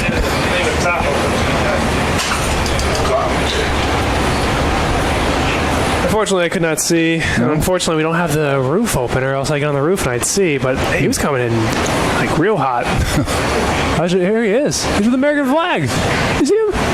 Oh, there he is up there. With the Navy parachute, so I don't know if he's from the Navy. Just like circling. A big old American flag. The flyover's a little late. If he gets closer, we'll see if we can get a shot of it. He's not close enough to get our camera over there. There's no way. He's going that way. Yeah, going away from us. Where's he going? Maglich. I don't even know if he'd make it to Raymond James. Got to be some monster truck rally going on. Well, like even if he was going, like he wouldn't make it to Raymond James. No? He's way too low. Raymond James is a couple miles away. Yeah. Back to baseball. Maglich, 2-2 pitch, pops it up. Bragg giving chase. Please. Giving chase. He's going to run out of room. Hit the trainer's table. Yeah. So, fortunately, if you get hit, you're on the trainer's table. Couldn't be in a better place. It's like getting hurt in a doctor's office.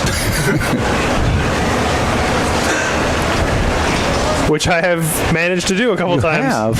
How do you do that? Yeah, so I'm actually not really good with needles. Don't really like them. So multiple times I've given blood and passed out in doctor's offices. And cut myself up a bit. Fortunately, I was in the doctor's office, so it was like, all right, cool, we'll patch you right up right here. Wow. They are just not my favorite thing. Giving, like, you know, when you go for your physical and gotta give blood, nah, I'm not a fan. I did it in spring training one time, too. 3-2 pitch coming. It's a fun way to... Ground ball out toward short. Gets under Brandon Galley.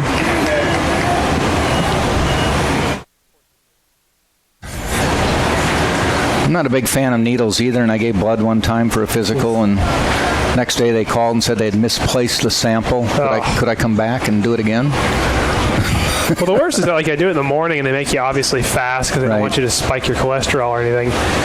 And, like, I went in one time and I was, like, dehydrated. I was younger, and that was the first time I passed out. And they're like, well, we're still got to get the blood sample. We didn't get enough.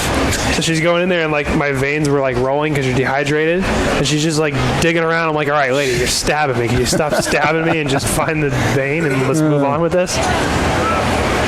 Goebel at the plate. Struck out twice and singled.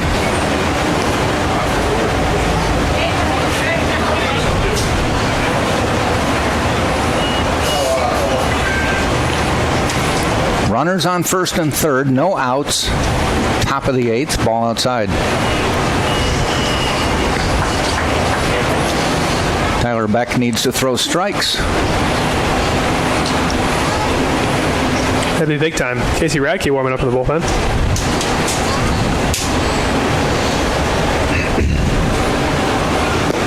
Swing and a miss. 1 ball, 2 strikes.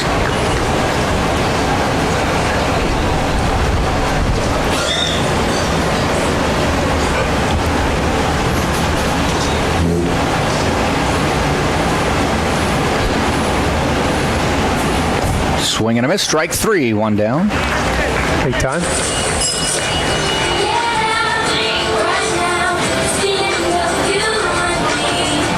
Now batting second baseman, number 9, Ricky Gonzalez. Ricky Gonzalez to the plate, his second at bat after coming in for a pinch hitter. Singled in his first at bat.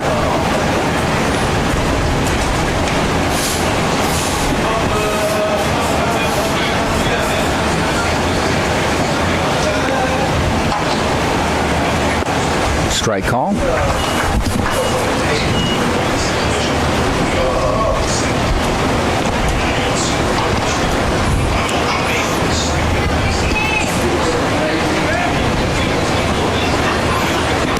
Nice scoop by Gaffney to stop that one.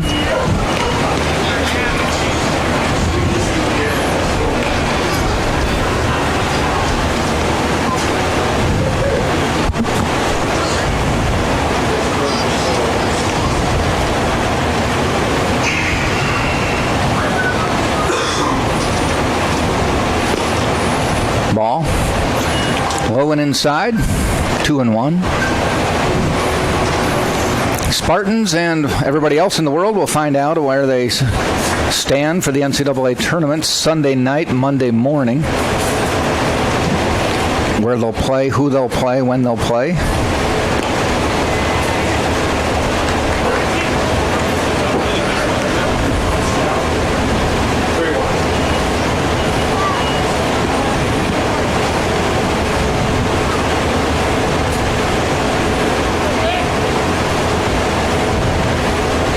Yeah, we should find out tomorrow. Gil says late Sunday night. Yeah, that's about right. Because you got to finish up games that possibly, or teams that are possibly playing a 3-game series, maybe have the conference tournament. Now batting center fielder, number 1, Ryan Frost. Top of the order, Ryan Frost at the plate. That walk loads the bases.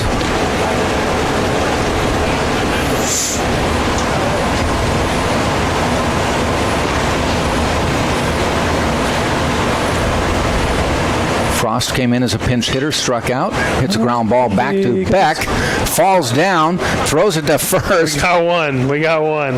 And, you know, he did the important thing. After he slipped, he got the out. Right now with a 16-4 lead in the 8th. Need outs, baby. Just get an out. Just get out. Talk to the ground screw guy. Yep. Now batting shortstop, number 2, Pablo Cabrera.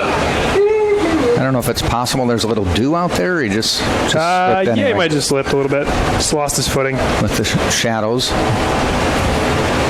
He got the out, though. 2 outs. The run scores 16-5. Pablo Cabrera, who's played every inning of every game this weekend, at the plate.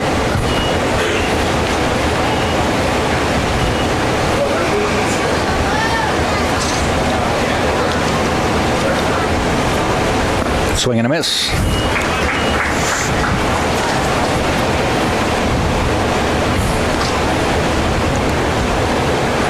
NCAA tournament play, D2 baseball, starts Thursday. Okay. around the country. I believe it's, 8 regions. Yeah, you might know better than me. Yep, 8 regions, and then the 8 regional champs meet in Cary, North Carolina the week after that.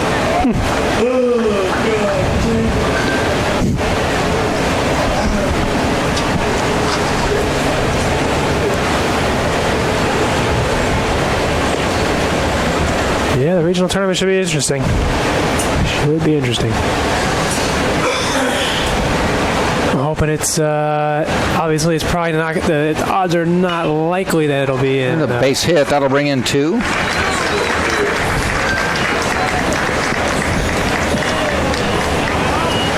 Brings up De Boyer. It's now a 16-7 game.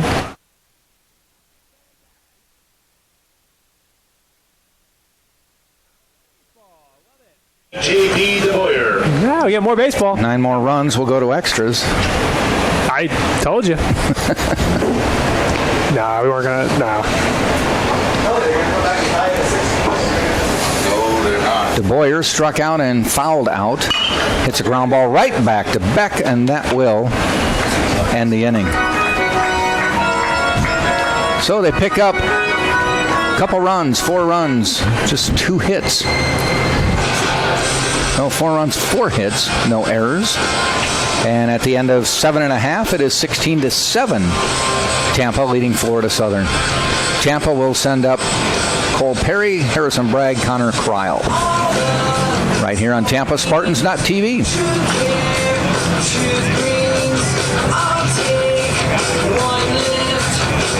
Whoever said that less is more or less mathematical challenge. Less isn't more, it's less. And the only thing more than more is a lot more, which is exactly what I get at Embassy Suites.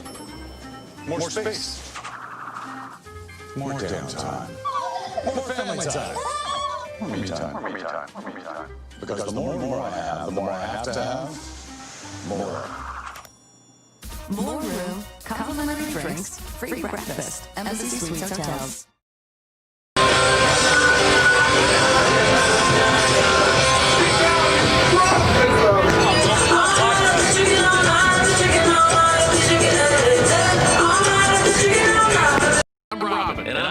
We're the brothers behind Firehouse Subs. The last thing anyone needed was another sub shop. They needed a better one. We built Firehouse Subs on quality and quantity. And I'm the quality. Why am I quantity? Are you kidding? Try our hook and ladder subs. Smoked turkey breasts, Virginia honey ham, and Monterey Jack cheese. Yeah, all served steaming hot on a toasted sub roll. Our way beats their way. If you don't agree, It's free. on now. Firehouse Subs, founded by firemen. Went to school with G. his 13th appearance, has 1 save to his credit. Cole Perry will lead off for the Spartans. You know, it looks like we're going to get Drew Burkhardt as well. With 26. Last chance. And I think And Jack Jack. Loflad. Sporting the Raleigh Fingers. Oh, he's got a good mustache. He does have a good. If you can grow it, you can grow it. And he's got a good mustache. He's even got the little The Raleigh Fingers, the Yeah. Snidely Whiplash. Exactly.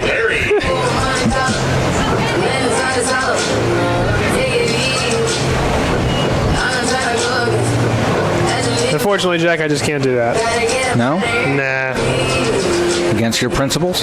No, I just can't. Like, physically, I don't have this ability to grow a mustache. It just gets peach fuzz, which is, I guess, a good thing.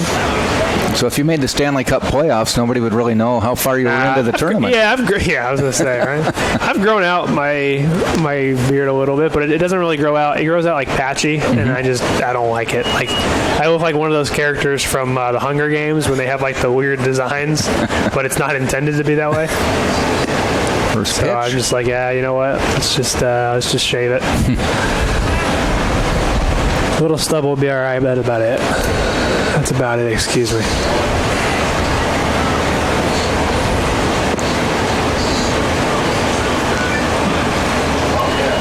Ball 2 to Cole Perry. His first time up. Pelea's first batter faced. There's a strike.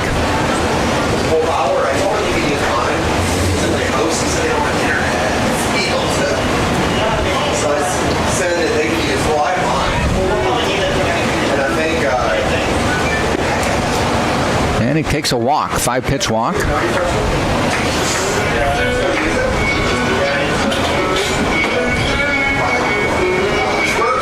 And reporting in as a pinch hitter, number 26 for the Spartans. Hitting for the Spartans, number 26. And that is Drew Burkhart, a sophomore from Steinbrenner High School here in Tampa.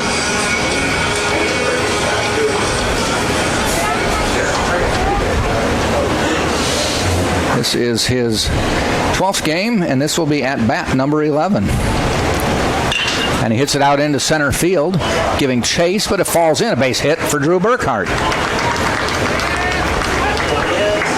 Nice. Making the long game longer. His third hit.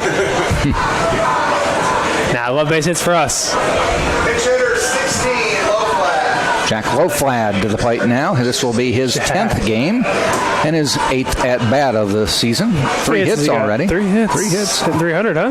Yeah. Well, better than that. 429. 7 at-bats, I thought 3 you said hits. 10 at-bats. My bad. 7. That was Burkhart at 10. Oh, okay. 7 at-bats, 3 hits for Loflad. About to get a 4th one here. Yeah. Bring that average That'll up make to him 500. up to 500, surpassing Logan Browning. Hey, someone has to. Yeah. We got to beat him somehow. Call strike? Nope. Ball 2.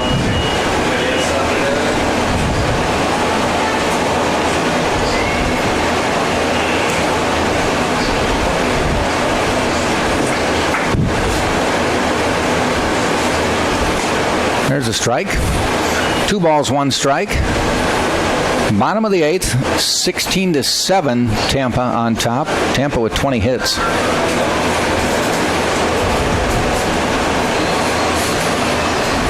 No outs. No. Popped up. Giving chase. I think it's going to be foul. Scatters some people.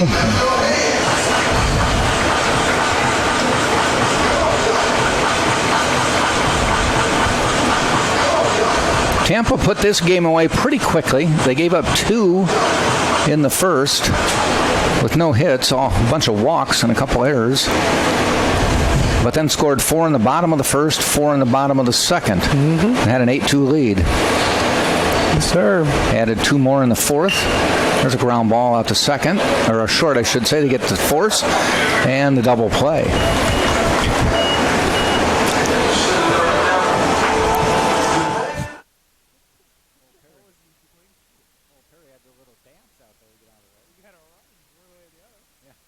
I think he was avoiding getting hit, and then it made it look like he was thinking going back to second. Just trying to juke him out there. Yeah. That's Cole Perry over at second base. Richie Rivera at the plate now. I guess he got hit. Can't be thrilled with that on his... I don't know where it got him, though. At bat, I'm thinking the hip. Yeah, it must have got him in the hip, because if it would have got him in the elbow, he had the elbow guard. Yeah.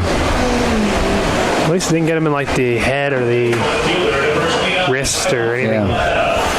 He's already missed a bunch of games with a broken wrist, a broken finger, right? Yeah, broken thumb. So at least he didn't get that.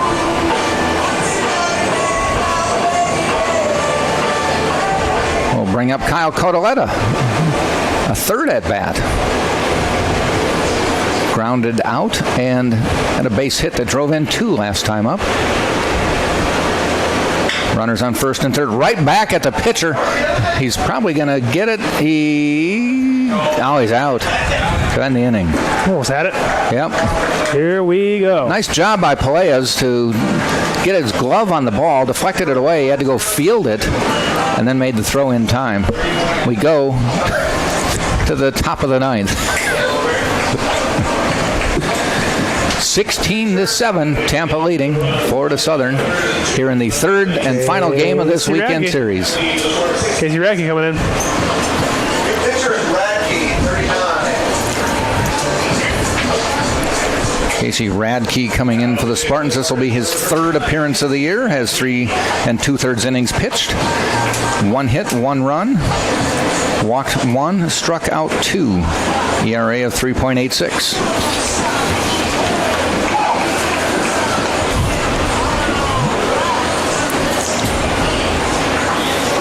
Casey, one of the seniors introduced. The seniors who are finishing up their regular season today: Brandon Galley, Darren Miller, Richie Rivera, Connor Kreil, Chris Gaffney, Harrison Bragg, Christian Calleja, Kyle Codoletta, Casey Radke, and Shane Bickle. So Maynard's going into first base. So Harrison Bragg out, Maynard to first. Burkhart into right. Drew Burkhart to right. Couple little changes.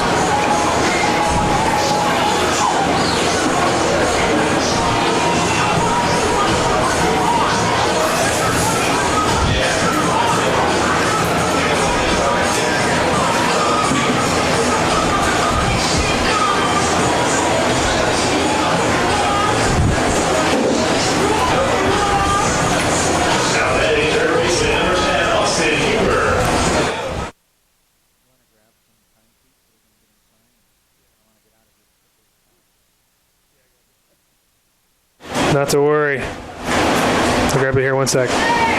Leading off, Austin Huber. Hit into a double play, struck out looking. Casey Radke on the mound for the Spartans. First pitch, call strike.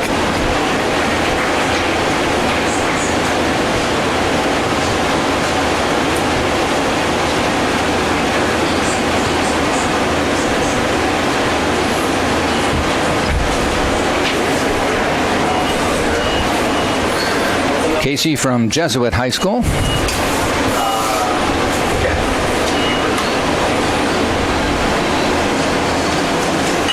Popped up. Oh, my bad. Dropped the pen. Out of play. The ball was, not the pen. Although the pen was out of play. Okay. I just wanted to see something. I made a mess in the process. Well, I dropped the pen in the process, I should say.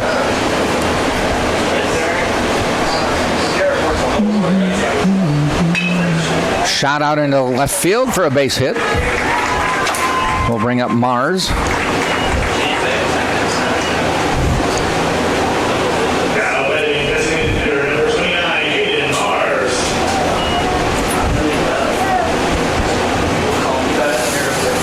His last chance to hit a home run, get to the 20 mark in the regular season. You bet. I mean, actually, I don't want him to hit a home run, but it's just teasing. Hit 20.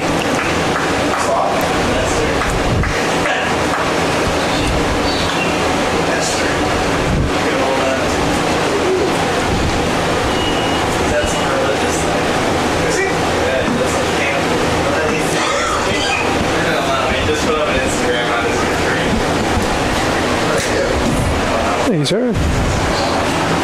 0-1 pitch. Swing and a miss.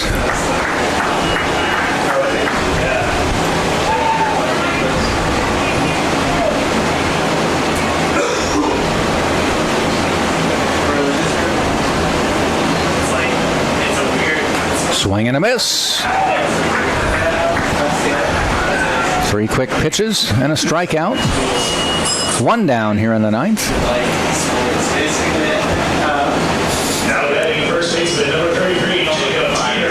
Jacob Teeter to the plate. He's played every inning of every game this weekend. Yeah, he has. First baseman, you don't usually get out or get days off. I didn't see my graduation.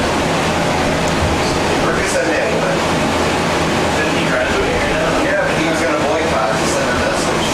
Really? Oh, because it was at the fairgrounds. So is he done? First pitch, call strike.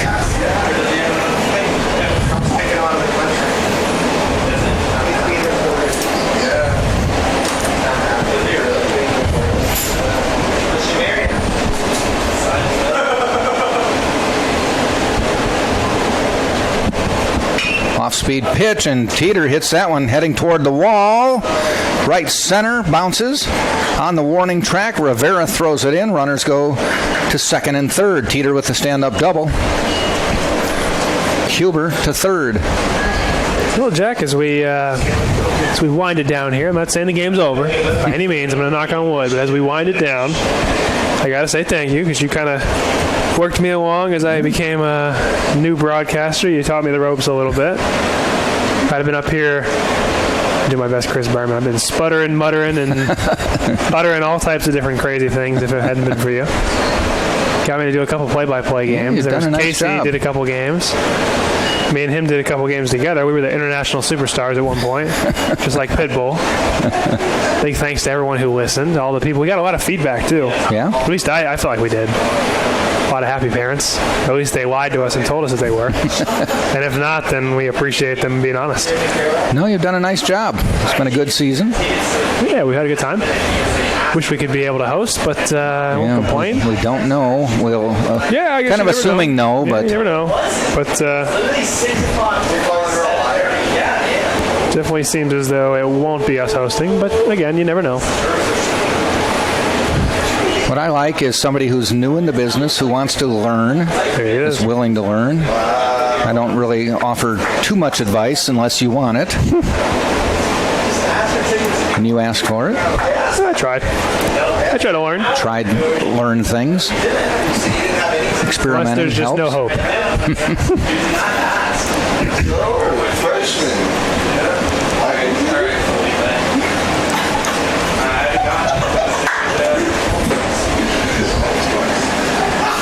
Ground ball. Bounces over. Cole Perry, and 2 runs will score at 16-9. Error on Yeah, Perry. it's got to be an area. No shortage of hits today.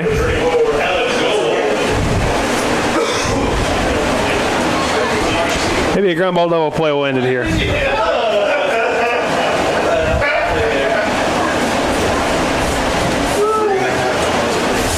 Yeah, we didn't play a quick one. Probably more than that. Probably looking more like, well, I guess it started at 4:15, really. It says 4:10. It's listed as 4:10. 4:15 is when it really I thought it was started. more like, it was more like 4:15 after it actually got going. Yep.